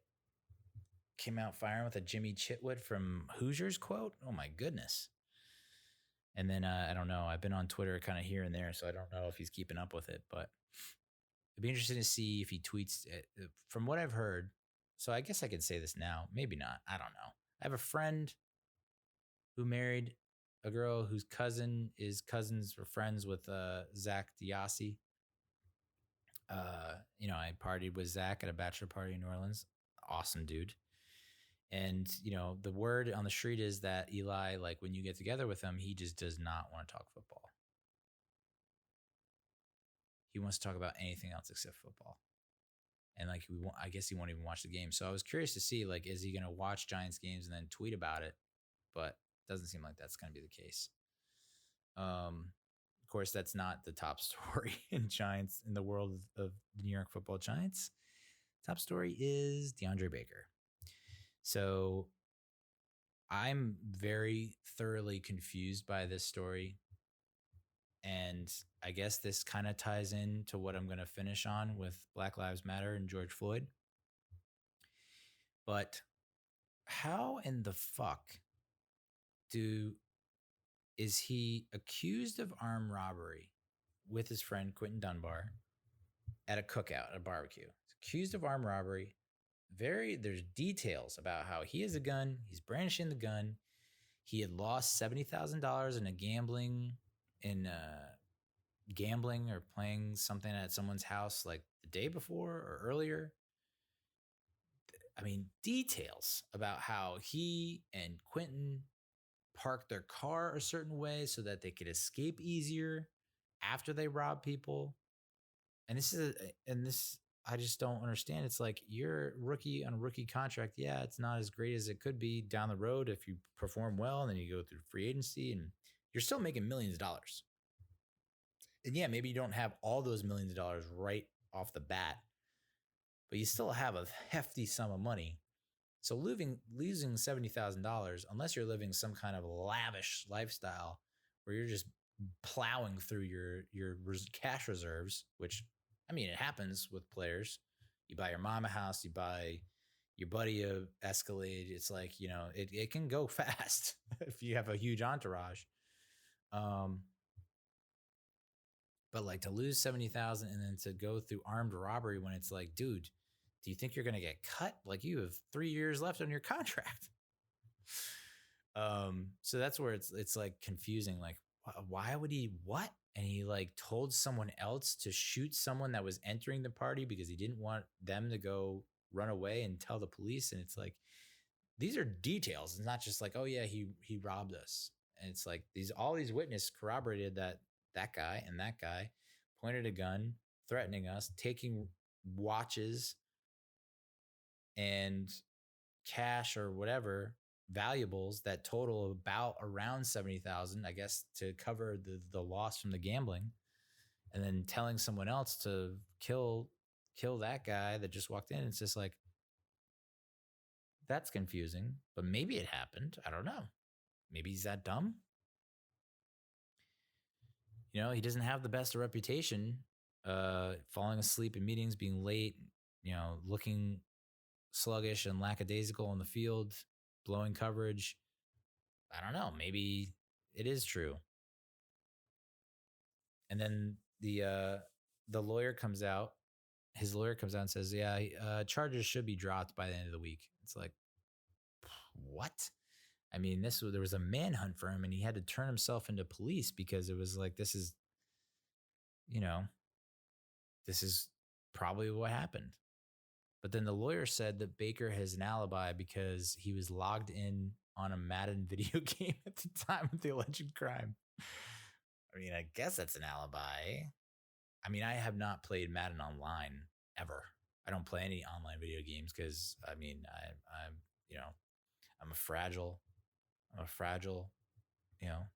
flower, and I can't take the abuse. So I don't know how that works, but it sounds to me like, couldn't anybody just be logged in as his username? Couldn't that be an alibi in itself? Like, hey, I'm about to rob these fools at this barbecue, this cookout. Little Joe, can you like log in as me on Madden so it looks like I'm playing a video game? Like that seems like a pretty easy thing to do. Unless like you're on Twitch and like there's a camera on you and it shows you like with a timestamp. I don't know. So it looks like so now the witnesses are cooperating and saying and changing their testimony all of a sudden. So it's like, so what? They just made it all up? Like all these people got together and said, hey, we're going to get these 2 dudes arrested because we don't like them or something? Or do we think that Baker and Dunbar made a deal and cut a deal with all those witnesses and was like, listen, I know I'm going to get paid. I will pay you guys off in installments. But then why would he go and rob them just to pay them for their silence? It's like, cannot wait for all and we probably won't even get all the details. That's what's so maddening about this. This was so John maddening about this. The New York Post has also been doing a series of articles on what if. which is what happens when there is nothing going on in the sports world. You look back at the past. Nostalgia Village. Um, and the one that I latched onto was so we did. I think the last episode we did. What if the 2000 Mets signed Ken Griffey Jr. Spoiler alert, wouldn't turn out that well. We might not have gotten David right, which is crazy. But the 2008 Giants, which I've talked about on previous episodes and I've blogged about on numerous websites, and it's good to know that it haunts the players just as much as it haunts me that we did not go to the Super Bowl that year when we had home field goddamn advantage and we beat all 4 championship teams that year. Steelers, Cardinals, Ravens, Eagles. We had beaten earlier in the year. Of course, we lost the Eagles in the divisional round. And it's all because, what if Plaxico Burress didn't shoot himself in the friggin' leg wearing sweatpants at a club? Which I still, the words coming out of my mouth, I still can't believe to this day. Sweatpants with a gun tucked in your sweatpants at a nightclub. Ay. I think this was either O'Hara or Deal that said this, but quote, "We were easily better than every team in the NFL that year." Easily. I think there was Sean O'Hara. 2008 Giants players reflect on a season of dominance and regret. I mean, they were. They had Jacobs and Ward both had 1,000 yards, and then you also had Bradshaw with another probably 500 yards on the ground. I mean, just running all over everyone. Chris Neese said, "It still haunts me," as he watched. He ended up watching every game from the 2008 season, including the divisional round loss. Yeah. Eagles did not have anyone that could cover Burress or contain Burress for an entire game, I don't think. And, even in that, I need to go back and watch that. I mean, I don't know if I have in me to do it, but go back and watch that divisional round game and see where we fell short. I think there were 3 drives that stalled. They had 3 turnovers, and there were a few drives that stalled in the red zone or the green zone, as Coughlin called it. Oh man, that was a rough day. I remember going to, what the hell is it called? By my buddy's place. He lives right by the Best Buy, above the Best Buy on 23rd by the path. And we went to Rogue or something like that on 25th on the west side, 25th and 8th to watch the game. And it was just depressing. And then I ended up sexting my ex-girlfriend. Oof, that was a bummer. That was a bad Sunday. But yeah, we get past the Eagles. And then what? The Cardinals have to come to us in the championship. There's no fucking way the Cardinals are winning that game in East Rutherford. And then we play the Steelers in the Super Bowl. And we had already beaten them once in the regular season. I mean, that's not a guarantee that we're going to beat them again. We've seen that plenty of times where the roles are reversed. But yeah, but that we definitely should have won the Super Bowl that year. It's amazing, though, that one player can change the outlook of a season.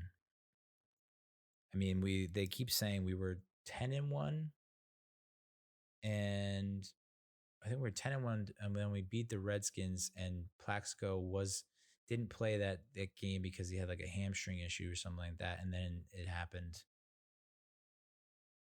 Or I guess he wasn't going to play in that Redskins game anyway because of the hamstring. And then leading into that Redskins game is when we found out. So they went 11-1. They beat the Redskins, but then they lost, 3 of their last 4, 12-4. Not great. Not great going into the playoffs. And the players mentioned that too. They said, well, in 2007, we finished on a high note. Even though we lost the Patriots, we competed with them and we pushed them to the edge with their starters and our starters. And then we ended up sitting our starters in that last. They said we sat our starters in that last game against Minnesota, which I think we lost. So you sit your starters the last week, you have a bye week, and then you come out without plaques against the Eagles. So yeah, recipe for disaster. Amani Toomer called out the current Giants wideouts. He was critical of Sterling Shepard. He brought up an old quote that I guess his old coach used to say, quote, "He's hell when well, but he's sick all the time." I mean, yeah, dude. Really would love a full 16-game season as Sterling Shepard. That would be sweet. And then he also added that Golden Tate. I mean, Amani Toomer just loves. I mean, he's almost like a version of Tiki Barber. So you can imagine what that huddle must have been like back in the early 2000s, late, like 2002, 2002 to like 2006. What that huddle must have been like. Just fucking Tiki, Amani, Plaxico, and Jeremy Shockey. Eli must have just been like, "Go." But Toomer also added that Golden Tate is a tougher version of Sterling Shepard, which, I mean, I know concussions are a sensitive issue, but like Golden Tate had to have had 2 concussions last year and kept playing, which I'm not advocating. You should not do that, and I think it's unwise to do that. But Sterling Shepard was not able to do that. So I don't know. And then he also said that he finished by saying that Darius Slayton has the most upside. Good thing we handed out that monster contract to Shep. Ugh. So yeah, the Giants wideouts are getting a lot of heat, and it's kind of deserved. You know, they've been criticized for not being able to stay healthy, for not creating separation. You know, and that was one of the main things heading into the draft that people thought they needed to pick up a wideout or two to give Daniel Jones some tools that can actually make a difference. And they ended up going with a couple undrafted guys that have been getting some positive reviews. So let's see about that. I also watched the 1990 NFC Championship game, rewatched that against the 49ers. And, you know, I think it's been a while since I watched the full game. How about Maurice Carthon dropping a sure touchdown from Dave Meckett? How about that? Could have changed the face of the game. Jeff Hostetler actually got hurt and had to leave the friggin' game. It looks like he was done for the year, the way he was being carried off. And Matt Cavanaugh came in and looked real bad. So I can only imagine what the rest of that game must have been. And that was the fourth quarter. But if Cavanaugh finishes that game, there's no way the Giants win. So, I mean, you know, I was not a huge Hostetler fan because I was such a big Phil Simms stan for so long that I didn't want Hostetler stealing the job from him. So it was kind of bittersweet. But looking back, it's like, good job, Haas. My goodness. You know, maybe he didn't have the accuracy that Phil did. But his ability, I mean, even when he was hurt, his ability to escape the rush and make plays with his legs. I mean, just like, holy macaroni, dude.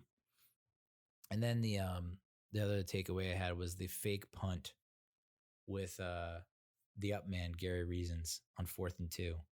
I mean, the balls on Bill Parcells to call that when, you know, you could punt it right there. And then who knows? I mean, your defense has been outstanding all year. It's one of the best defenses the Giants have ever had. I want to say it was the best defense they've ever had.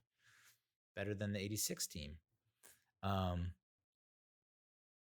But my God, a fake punt on 4th and 2 in your own territory. And I think it is the 4th quarter. And to be honest, Reasons could have scored. Reasons, I mean, you could tell he's a linebacker because he didn't know where the hell to go. He just ran directly at the punt returner. It's like he pointed at the punt returner and then ran directly at him. It's like, I guess he wanted to run him over, but it's like, dude, you have so much real estate on either side of that punt returner. Just make a move. And then Matt Barr. Holy shit, Matt Barr. You know? Coming up so goddamn clutch. I mean, that last kick was just scooched in. I think he also missed a kick. I think he missed a kick or two. No, he missed one kick, but it was like it was not, it wasn't I mean, I'm sitting here having never kicked a field goal in my damn life, saying it's easy, but he missed what is considered by many to be an easy field goal. So that wasn't a sure thing that he was going to hit that game winner.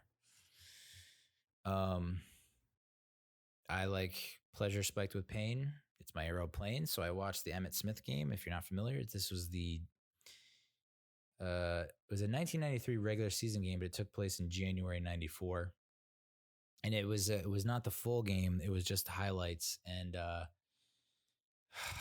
goddamn, man. I mean, what a goddamn performance by Emmitt Smith. But the Giants had their opportunities and just let it slip away. So it stinks because I really do think if the Giants win that game, they have a bye, so they can rest up and lick their wounds a little bit. And then I believe they play a home game in the divisional round, and they don't have to go to San Francisco and get their asses handed to them by the 49ers. So I was just thinking about, I found an old post I did for NFL Spin Zone that was, it was, what if the Giants had signed Chris Carter in 1990? So apparently, Buddy Ryan, Carter was with the Eagles, and Buddy Ryan couldn't handle him, said he had too many off the field issues, and said all he does is catch touchdowns. And Bill Parcells was like, you need to come to Giant Stadium right now, as soon as he heard that news. And they were fully prepared to sign him. And then because the Vikings had a worse record or something like that, they scooped him up. But can you imagine Chris Carter on the Giants? That 93 season would have been a little different.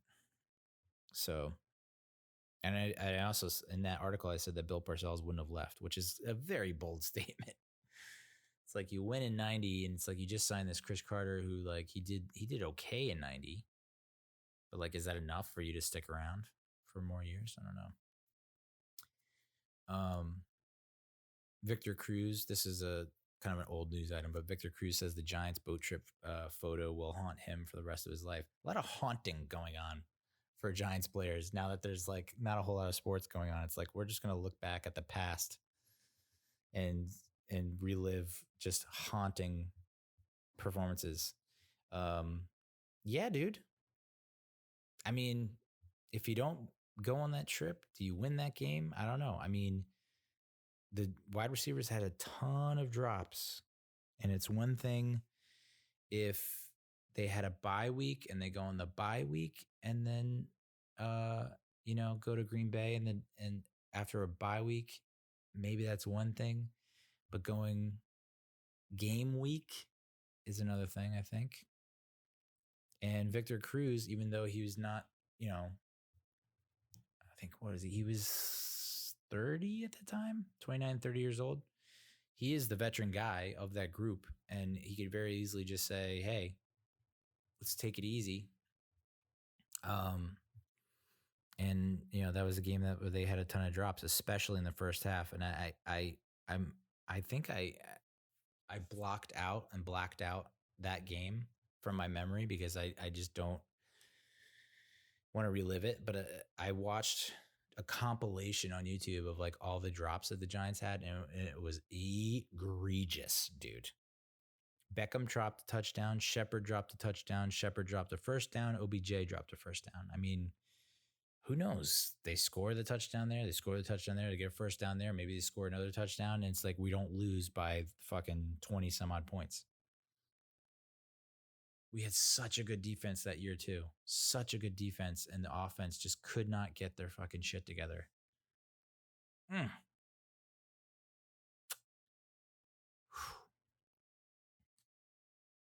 I also watched Daniel Jones' top high school highlights.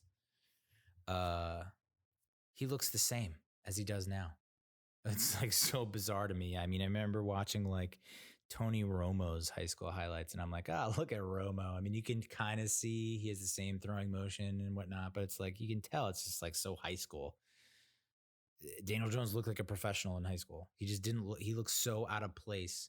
It's like watching, who was it? DeForest Buckner, or was it Calais Campbell in high school? there was someone that's just like, you should not be allowed on the same field as these other people. You're like 6'9", 300, and everyone else is like 5'10", 190. But yeah, anyone who says he can't throw deep, I mean, there were plenty of examples in those high school highlights where he's like on the money throwing deep. So yeah, and his ability to run. It's so interesting watching him run too, because it's like, oh boy, it's like it's like any scene. Well, I mean, made famous by Star Wars, but I think like in Moana, this is how much of a dad I've become. I'm fucking referencing Moana, but like when the Kakamura or whatever, those little coconut guys are like after Moana and Maui's like trying to escape on the canoe, and the Kakamura or whatever on these huge ships, and they're closing in from all different angles, and it's like you can see uh you know he's gonna have to like squeeze through a tight space, and he like Millennium Falcon ish type maneuver where he just is able to get through. That's Daniel Jones running the ball. That was a long-winded way of saying you watch Daniel scramble in high school, and it's like you see all these people closing, and you're like, oh my god, he's gonna get like sandwiched, and then he just Millennium Falcons it via Lando Calrissian through the little tight space on his way to the end zone. This is old news too, but might as well mention it. The Giants picked up 5th-year options on Evan Engram and Jabril Peppers, so it looks like they do have some faith in Engram and Peppers. Engram will be paid somewhere in the ballpark of $6 million. Peppers will get around $7 million. I mean, it's probably a little high for those two, but I don't think it's like a gut punch. The odds makers have the Giants favored in only 2 games in 2020. I mean, go F yourself, bro.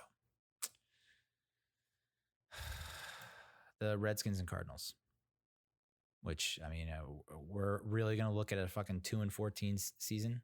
I cannot buy that. All right, so let's do it. Giants 2020 schedule. Should we do it? Might as well. Here we go. Week 1, Steelers, Monday Night Football, home game.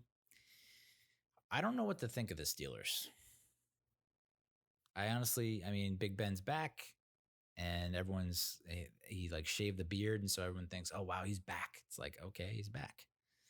I think Big Ben is going to endure a season similar to Eli's season last year, where it's like he starts to show that he doesn't have the mobility anymore, maybe the arm strength or what have you. And, I think the Giants take advantage of that.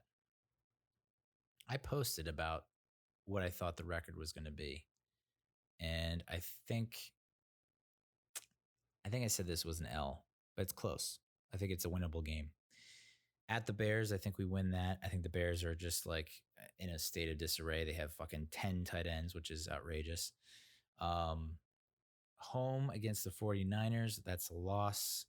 I just think San Francisco is going to bounce back after last year's Super Bowl debacle and come back with a vengeance. Then we're at the Rams. I think that's actually going to be a win. I don't know. It might be a little crazy to say, but I think the Rams, they got rid of Gurley. I think they have a lot of players leaving because they weren't able to pay them, and they're not able to keep their team together. And I just think they're just like, it's going to be a weird year for them. I don't think they're going to be able to really pull together with all those losses that they had via free agency. Then we are at the Cowboys. It will be an interesting game. I think Jason Garrett might give us a little intel that we could use against Dallas, and will make it at least a little more interesting. I think in the past, it won't be like last year's game at Dallas. I'll say that much. So that's a loss. Then I have home against the Redskins. That's a win. At the Eagles, we just cannot figure out the Eagles, especially in Philadelphia. So I think that's a loss. I think it's a Thursday night game too. Blech. Thursday night game in Philly. That's a loss. But then we have some extra time off for a home game against Tampa Bay. I think we give Tom Brady a run for his money. Who knows how Tom operates in the Bucs system? A lot of people are saying that I was one of them, that he's going to take him to the playoffs as a wild card. But who knows? I mean, we almost beat him last time he was at MetLife in 2015. Should have beat him. Landon Collins hold on the damn ball. So I think that's a Sunday night game too. Ooh, back-to-back primetime. Day before my birthday is at the Redskins. I have that as a W. So I think that's a loss against the Bucs. I think it's a loss. At Redskins is a W. Home against the Eagles. Yeah, we just got to figure out the friggin' Eagles. I don't know that we can. So I have that probably being an L. At the Bengals, I actually have that being a win. And I know that's who knows how Joe Burrow comes out and plays. Maybe he just lights it up. They went very heavy on offense in the draft, got him a couple weapons. So, and I know that I don't think we've won in Cincinnati. Did I see that stat? Yeah, I think it's a real stat. Neither team has won an away game in this series, but I think we get the W this time. It's the game after Thanksgiving, so what up? Yeah, because we have a bye after that Eagles game. So we have 2 weeks to prepare for the Bengals in Cincy. I think we get our first win in Cincy. At Seahawks, that's a loss. I just can't fathom us actually. Just can't do it.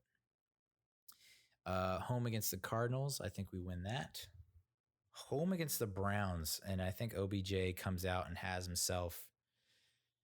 I think he's going to play his dick off and play his heart out and try and show everyone in New York that we made a mistake, and maybe he'll put up a huge game. But I still think the Giants come out with the victory.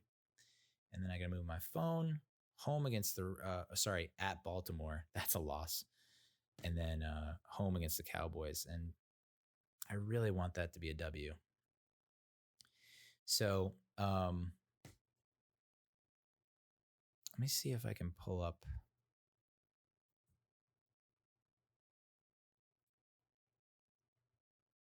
So I think I had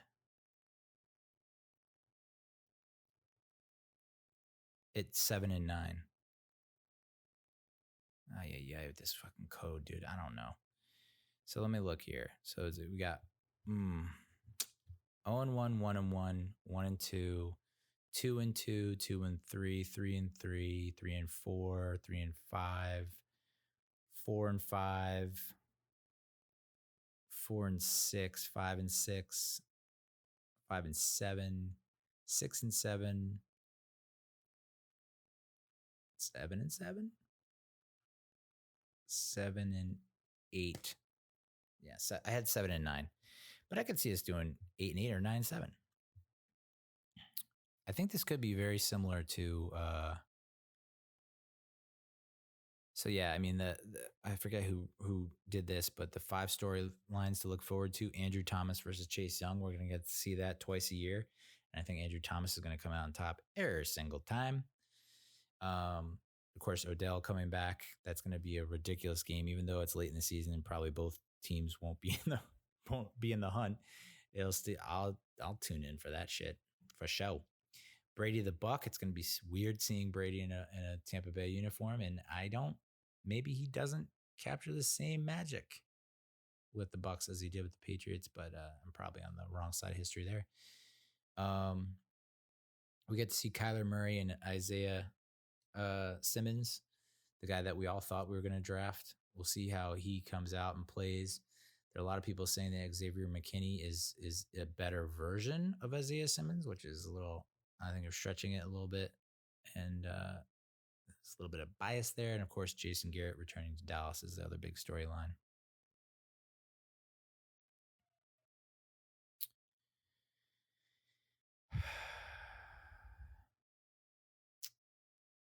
So,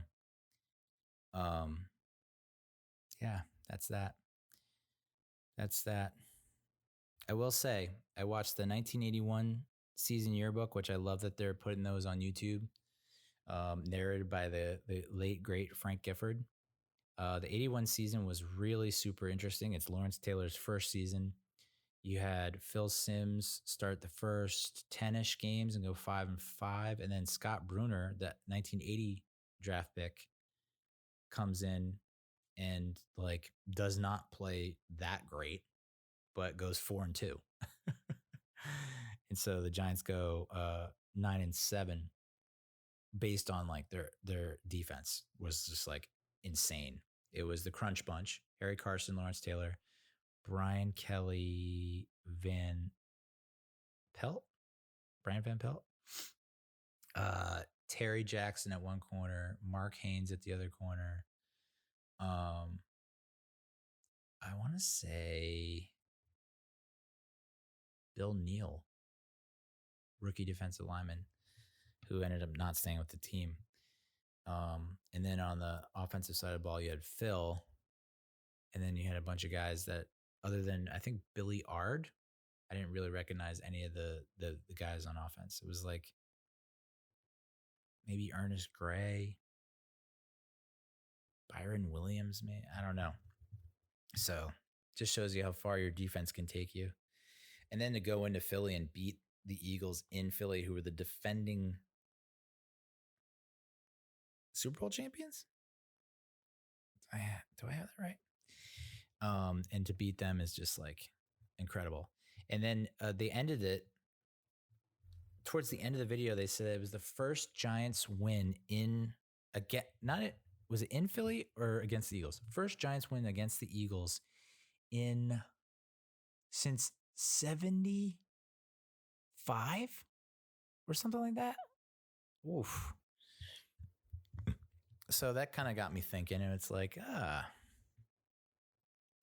But I think this year's team is more similar to the 84 season yearbook. The 84 season, we went 9-7 and got a wild card. Ended up going to Anaheim to play the Rams, who we lost to earlier in the regular season. Phil was just like lights out, threw for like 4,000 yards, which I think he was the first person or one of the first people to have 4,000 yards in one of six or something in NFL history at that time to throw for more than 4,000 yards. But that draft class was just like insane. It was like Carl Banks, William Roberts, Gary Reasons, Aliaja Sheik. I actually have it down here somewhere. Definitely one of the best draft classes. I actually wrote a blog, a post about it a few years ago, 4 years ago, for G-Men HQ. Class of 84, I had them as the third best draft class, Giants draft class of all time. They had one first-team All-Pro, 3 Pro Bowl selections, 37 combined years as a primary starter at their position, 47 total seasons played, a total approximate value of 262, and average approximate value per season of 28. William Roberts, Carl Banks, Jeff Hostetler, Gary Reasons, and Lionel Manuel. Don't get no better than that, son. I mean, it does, because that's third. Second, I had the class of 83. Leonard Marshall, Perry Williams, Terry Kennard, Carl Nelson, and Aliaji Sheik. Such a great name. So, yeah. And I'm telling you, it feels like the last 3, Gettleman gets a lot of shit, but the last 3 draft classes, I think, are comparable to 83 and 84. And even maybe 85. I think the 85 class wasn't that bad either. I think Bavaro was in that class. So I think there's a lot to look forward to. Who knows what happens with Marcus Golden? Um, there was an article by Ryan Dunleavy that said that Giants rookie Chris Williamson could be the defensive version of Darius Slayton.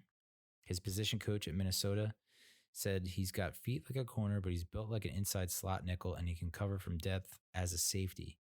He's really physical, fitting the run. He's not going to shy away from contact. When he learns something, he's really good mentally. He got better and better every game once he found his role. So might have got a diamond in the rough there. This year's defensive version of Darius Slayton. Logan Ryan is still available. Can we just talk to the guy? He was one of the free agents that I thought we would target, and he's still available, which is just bonkers to me. I don't know what's going on there. But, in a very youthful secondary where like James Bradbury at 26 is your oldest defensive back, maybe you want Logan Ryan in there just for a little wisdom.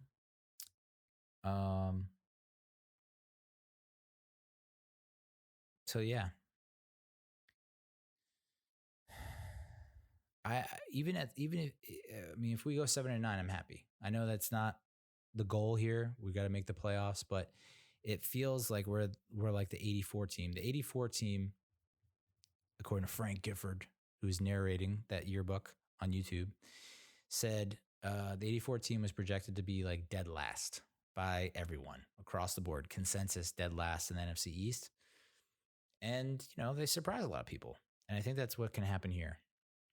I think 7-9 is not that far-fetched. And if the ball bounces the right way, maybe it's that home game against Dallas. Maybe it's the opener against Pittsburgh. You could go 9-7, get a wild card, especially with, I guess, now 7 teams making the playoffs. So don't count out the Giants. I'm very excited. I'm looking forward to it.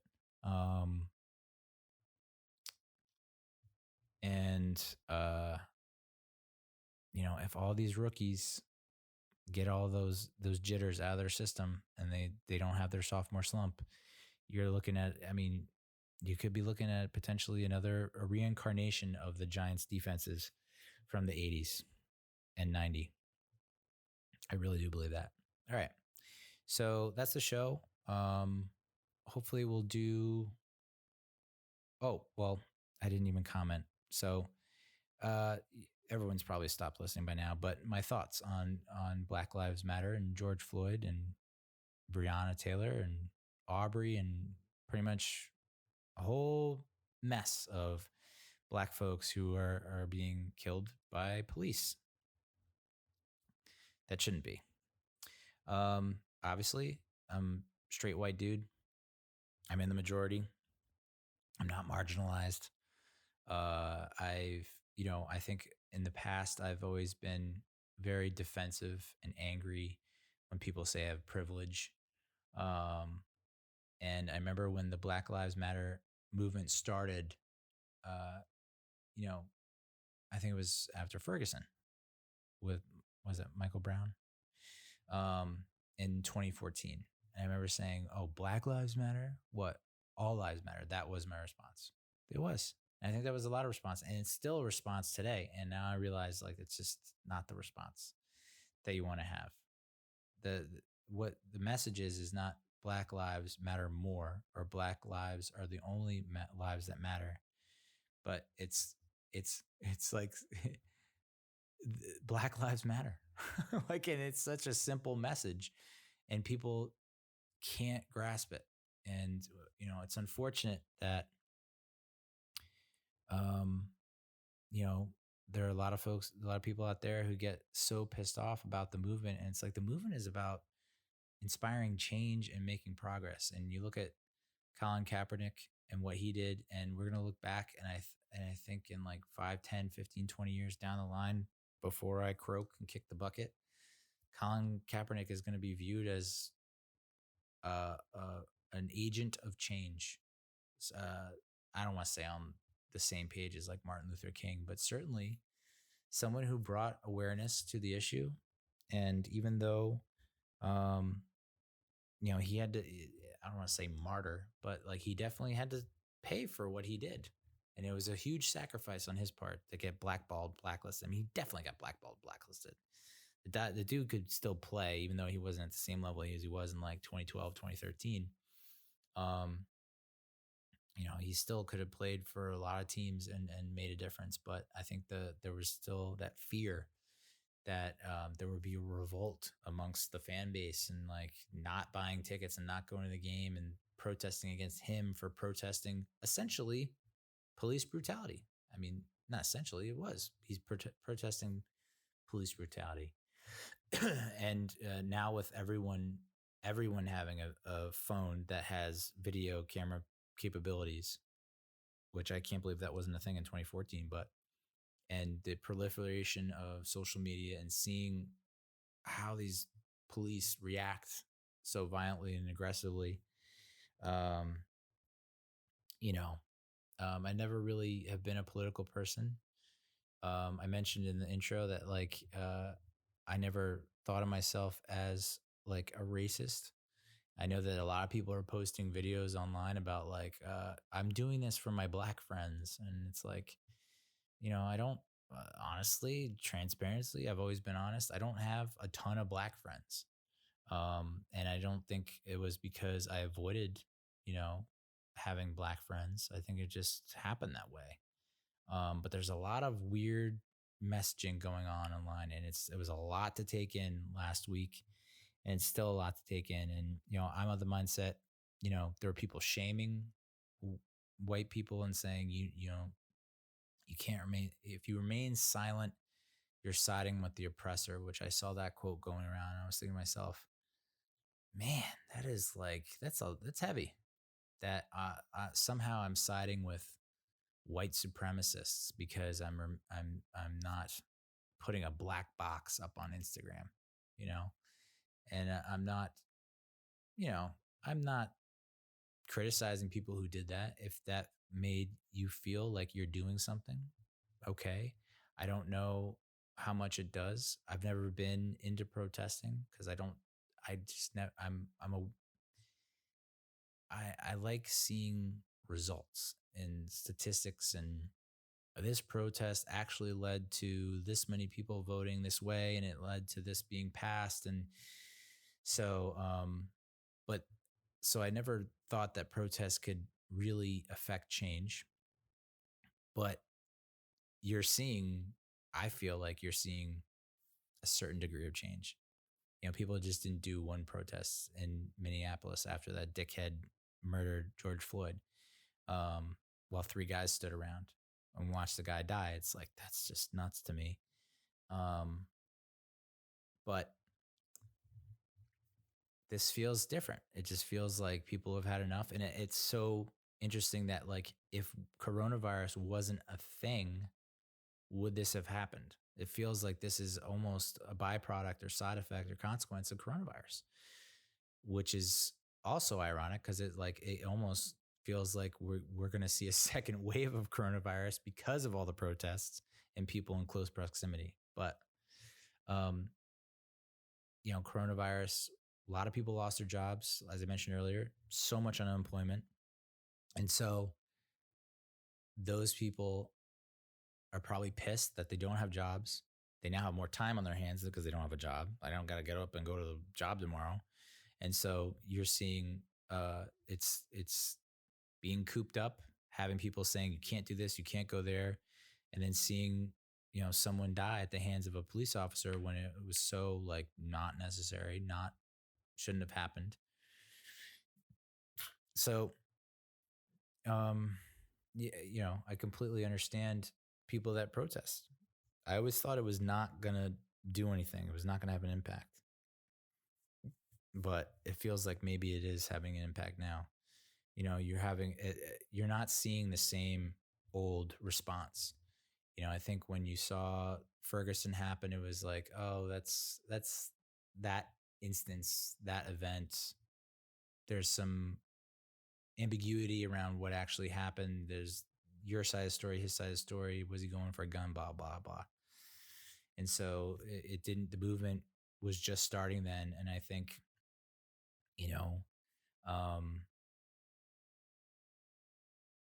I just didn't see the effectiveness of it.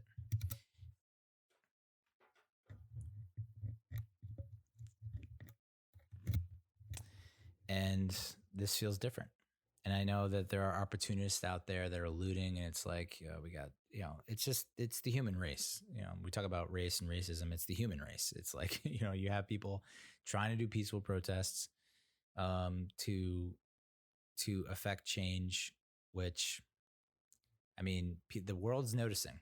People are sitting up and taking notice. This is not 2014 where people were kind of, yeah, but like brushing it aside and not taking it seriously in larger circles. This is actually, I feel like I'm seeing some kind of change. But I saw that there's like 8 things that can happen that can reduce police violence by 72%. And when you throw that kind of numbers at me, it's like, oh, well, let's do it. What's holding us back? But yeah, what a year this has been. I mean, I'm 39 going on 40. I don't think I've ever gone through a year like this where it's like this. I mean, 2001 maybe. But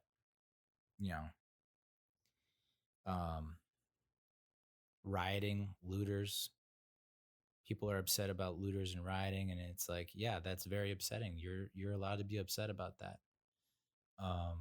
But there's people who are deliberately trying to disrupt what's going on, and they see that as the peaceful protest as an opportunity to do that. I'm still don't know what the fuck Antifa is. I'm not a smart person, and I look at it and it's like Antifa, anti-fascism, and I'm like, oh, okay, fascism sounds like a bad thing. I think it's pretty bad. So those are good guys, right? And it's like, no, actually Antifa is bad. And now they're a terrorist organization? Okay. Oh, they're also against capitalism. Okay. So it's just like, it's hard to keep up with all this shit. I'm the least woke person on the planet. But, I felt a lot of shame and guilt that I didn't speak up or say something on social media. But again, if my Black friends, if that helps them to make me think that I'm an ally, I guess, but it's got to be more than that, than just some message you post on social media. I mean, yeah, you're raising awareness, and the more people that get on board, the more people I think will join the movement. But I mean, I'm all for. I mean, I used to be kind of like, what's the point of protesting? But I'm all for the more protests, the longer that it happens. It's like something's got to give. The problem is, I don't think it's going to happen because you have Trump as president, and I just don't see him like passing any kind of law or executive order about. I mean, he's passing executive orders about like Twitter or something. So like, I don't see him like really implementing any kind of change for police reform, which obviously needs to happen. I retweeted a bit that Chris Rock had from, I think, his most recent special. It was a special in 2017. There's also a good clip from Bill Burr talking about Colin Kaepernick that you should check out. Those two are like those, I know it's comedy and it's a very sad time, very tragic, painful, hurtful for a lot of people, but they make great points, Chris Rock's point was like, they keep saying, and I'm guilty of saying this too, that they're just a couple of bad apples. Like there's bad apples in every profession. And he's like, well, policemen, cops, that's like the last profession that should have bad apples. That's the one that should have 0 bad apples. That's one profession you can't be bad apple. It's like American Airlines coming out and saying, well, most of our pilots land planes on the runway, but we do have a couple bad apples that decide to crash into a mountain. Definitely butchered that, but you get it. And then Bill Burr with Colin Kaepernick, he's saying, people just don't want to listen to Colin Kaepernick, and they have completely misinterpreted, misconstrued what he was doing.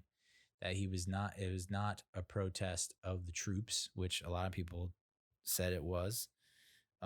Like as soon as he said, uh, I'm taking a knee against police, but my fucking brother fought in Iraq, you motherfucker. And it's like, no. That's okay. I'm not saying that your brother didn't fight in Iraq. I'm saying that we have to stand up against systemic racism.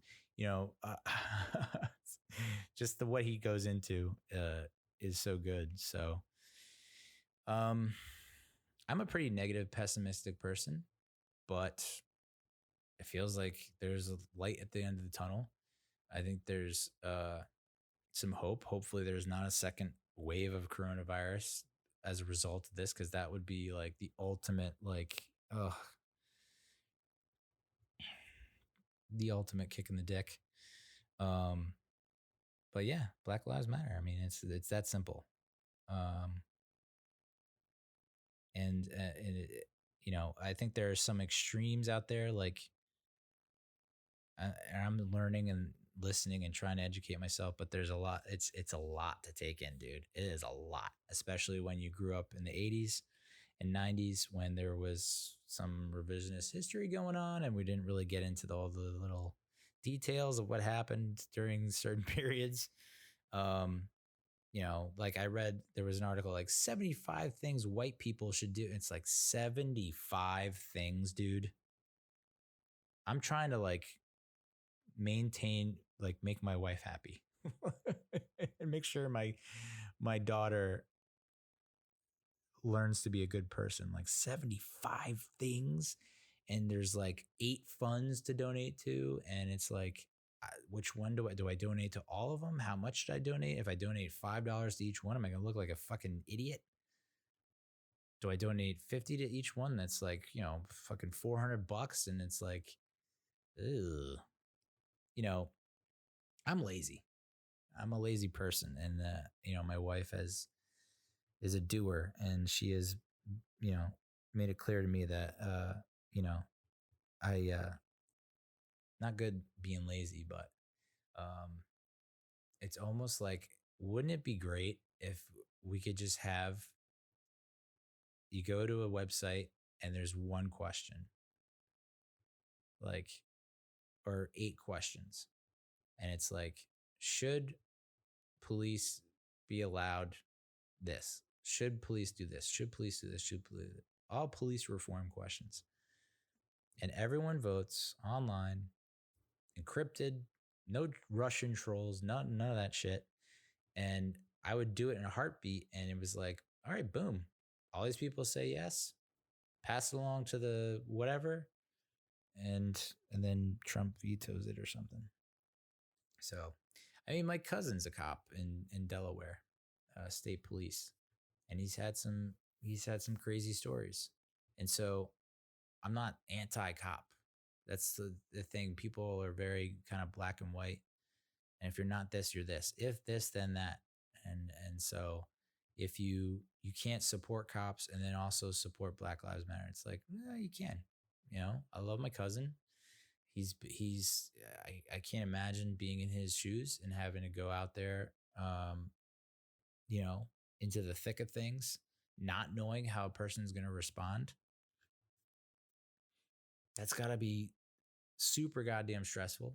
And so, I can't imagine what he has to go through. So I'm not saying like you can support the police and still, have faith in them. But yeah, you gotta weed out the assholes and the racists, because you have an entire race of people. I mean, you probably have multiple races. Anyone that's not white, really, who is just fucking scared of cops all the time because they're not sure how they're going to react when they're not just walking at night, So I don't know. That's my 2 cents that make no sense. So you know, like I said, apparently I'm a non-racist, but that makes me racist because I'm not anti-racist because I'm siding with the oppressor. Neil Brennan has been putting out videos on Instagram and all over Twitter, and he's been shedding light on it because he's, he worked with Dave Chappelle, and so he's kind of in that circle of he's been accepted.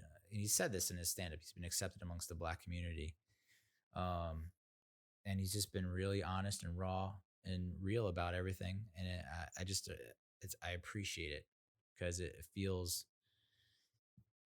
it doesn't feel like a scolding. It doesn't feel like, um, and this latest one, he said, yeah, I'm a racist. And he's like, because I'm a human, and humans have bias. And I totally agree with that. I think everyone has bias.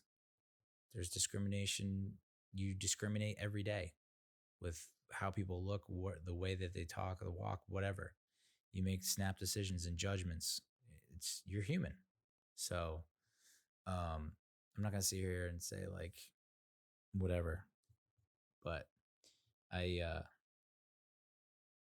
just stinks. I actually watched the video like leading up to what happened with George Floyd. So I haven't watched the actual video yet. But I've seen pictures. And so I watched the security camera footage leading up to that. And it just looks like, okay, they stopped this van. Something fishy's going on. There's no sound. And you see them ask the people get out of the van, come up against the wall. And of course, George Floyd looks like he's resisting. He's like, what the fuck? Like, I didn't do anything. He's obviously disturbed. He's upset that he's, from what I understand, it's because he was trying to make a new life in Minneapolis. He had just gone out of jail in Texas, so he does have a criminal history. And you could just see him constantly fidgeting and like, no, like, don't touch me, get off me, blah blah. But you don't see, like, you see him against this wall, and then they see him walk him across the street, and he's not like really resisting, but he's just like upset, and he's like doesn't want to get hauled in. And then that's where it ends. It's like 5 minutes, and you don't get to see the rest of it. But it just seems like I don't know. And then you see it keep happening. And this is what stinks about, and this is what happened when I worked at the New York Post, is you see these videos that are just completely, you're just dropped into a moment out of the sky, out of the blue. You click start and you're like in the moment. You're like, what preceded this moment? What happened after this moment?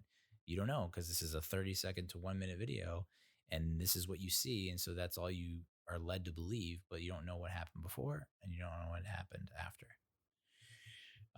But I'm seeing a lot of police brutality videos of just like, and against like people that it's just like so small and like weak in comparison to the heavily armed police officer. It's not a good look, and especially after what's going on. I think the last video I saw was in Indianapolis. It's like just a woman standing there, and they just start beating her with a nightstick, and then they push her friend who's small and does not look athletic or jacked or anything like that, just like takes the nightstick and like cross checks her to the ground. It's just insane.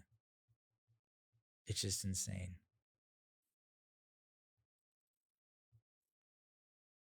Cops trying to like run over people in their cars. Oof. Then you see officers that are walking with people and protesting with people and talking to the people in a calm manner, trying to de-escalate. And I think that's one of the keys for progress, is how do police officers de-escalate situation while also having awareness and seeing like, is this person a threat? It's a tough job.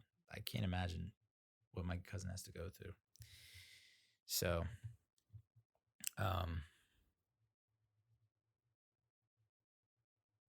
yeah, A lot of interesting group chats going on. And I haven't really said much because people haven't asked me anything. But my opinion is, yeah, Black Lives Matter, dude. They matter. And there has to be change, and people keep talking about change. And I don't know, this feels different from the last, I don't even know how many times this has happened. So I don't know. The 2020 election, like, what the fuck? I'm not political, but like, I'm supposed to vote for Biden. Ugh. And it's like, this is what happens in 2016, Trump versus Clinton. Like, I don't want to vote for either of these assholes. And now it's going to be Biden versus Trump. Like, I don't want to vote for either of the assholes. And it's like, Clinton ended up winning my state anyway. Biden's going to end up winning my state anyway. I mean, and then we get Biden. I don't know. And then he's like, dude, the top Google trends on Joe Biden, because I was trying to optimize a video for work about Biden. And I'm looking at the top search terms for Biden, and it's like Biden fart, Joe Biden farting, Joe Biden, you ain't black, Joe Biden, Charlemagne. It's just like, oh boy. Isn't there just one like cool, good person that's a leader? I mean, I'll be transparent. I voted for George Bush. Well, did I miss that one? So I think I was supposed to vote for George Bush, do like a mail-in ballot for George Bush in 2000, but I was in college, so I fucked that up. And in 2004, I voted for Bush. I don't know why. And then 08, voted for Obama, and 12 voted for Obama, didn't vote in 16, and probably not voting in 20. These people are just like, I can't vote for them. I'm sorry. I know that's like, I guess it's un-American that I don't vote, but like, I don't know. Got to keep it real, you know? All right, that's the show. Jesus Christ. It's supposed to be an hour long, you know? So that's all I got. I guess next go around, hopefully, I don't know. I have hope, even though it's looking pretty grim right now. I think if the coronavirus does not come back due to these protests, we'll get sports back. We'll get back to some degree of normalcy. And I don't know. I think this honestly is going to seriously hurt Trump's chances of getting reelected. I think the way that he reacted to this, the way Biden's reacting to it, I'm not going to vote for Biden, but I can see how that could swing a lot of people into Biden's favor. The 2020 election is going to be fucking nuts. But I'm just looking forward to sports coming back. Because, I mean, if we're being honest, that was pretty much my, I grew up mostly in New Jersey, Massachusetts, Rhode Island, North Carolina. We didn't have a ton of black kids that went to my school, but there were, a handful. I played sports with, I had black teammates, and I don't know, it just never, I was a kid, so it just never crossed my mind. I didn't see it, and I think that's what the internet has done, has been so great for. I mean, it's been great and it's been awful, but it has exposed a lot of people. I think it was Ice-T or Ice Cube, or probably both. They were like, can you imagine if we didn't have cameras? This shit would still be going on. So I think the fact that people have cameras and are able to capture these moments, and it's just an eye opener. It's been an eye opener, and so, I didn't have any kind of, I wasn't discriminatory against, my black teammates or my black, classmates. I don't know. So I didn't see it. It didn't happen. So I just didn't think it was this bad. So it's just hurts. It hurts. And you want to make it better and you don't know how. And then you see all these guides about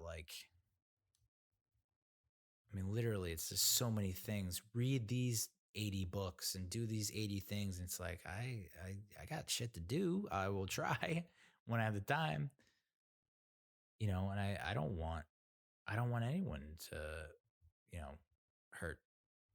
And I think that's where I was coming from, or where I've come from is, I view people as people, and I want to get to a place where, you know, you're based on your talents and your skills, your intelligence, and not the color of your skin. So, way to end on a good note, sort of uplifting. No, not really. All right, that's it. We'll catch you soon. I don't know when. Next week, 2 years from now, we'll figure it out. Adios, muchachos.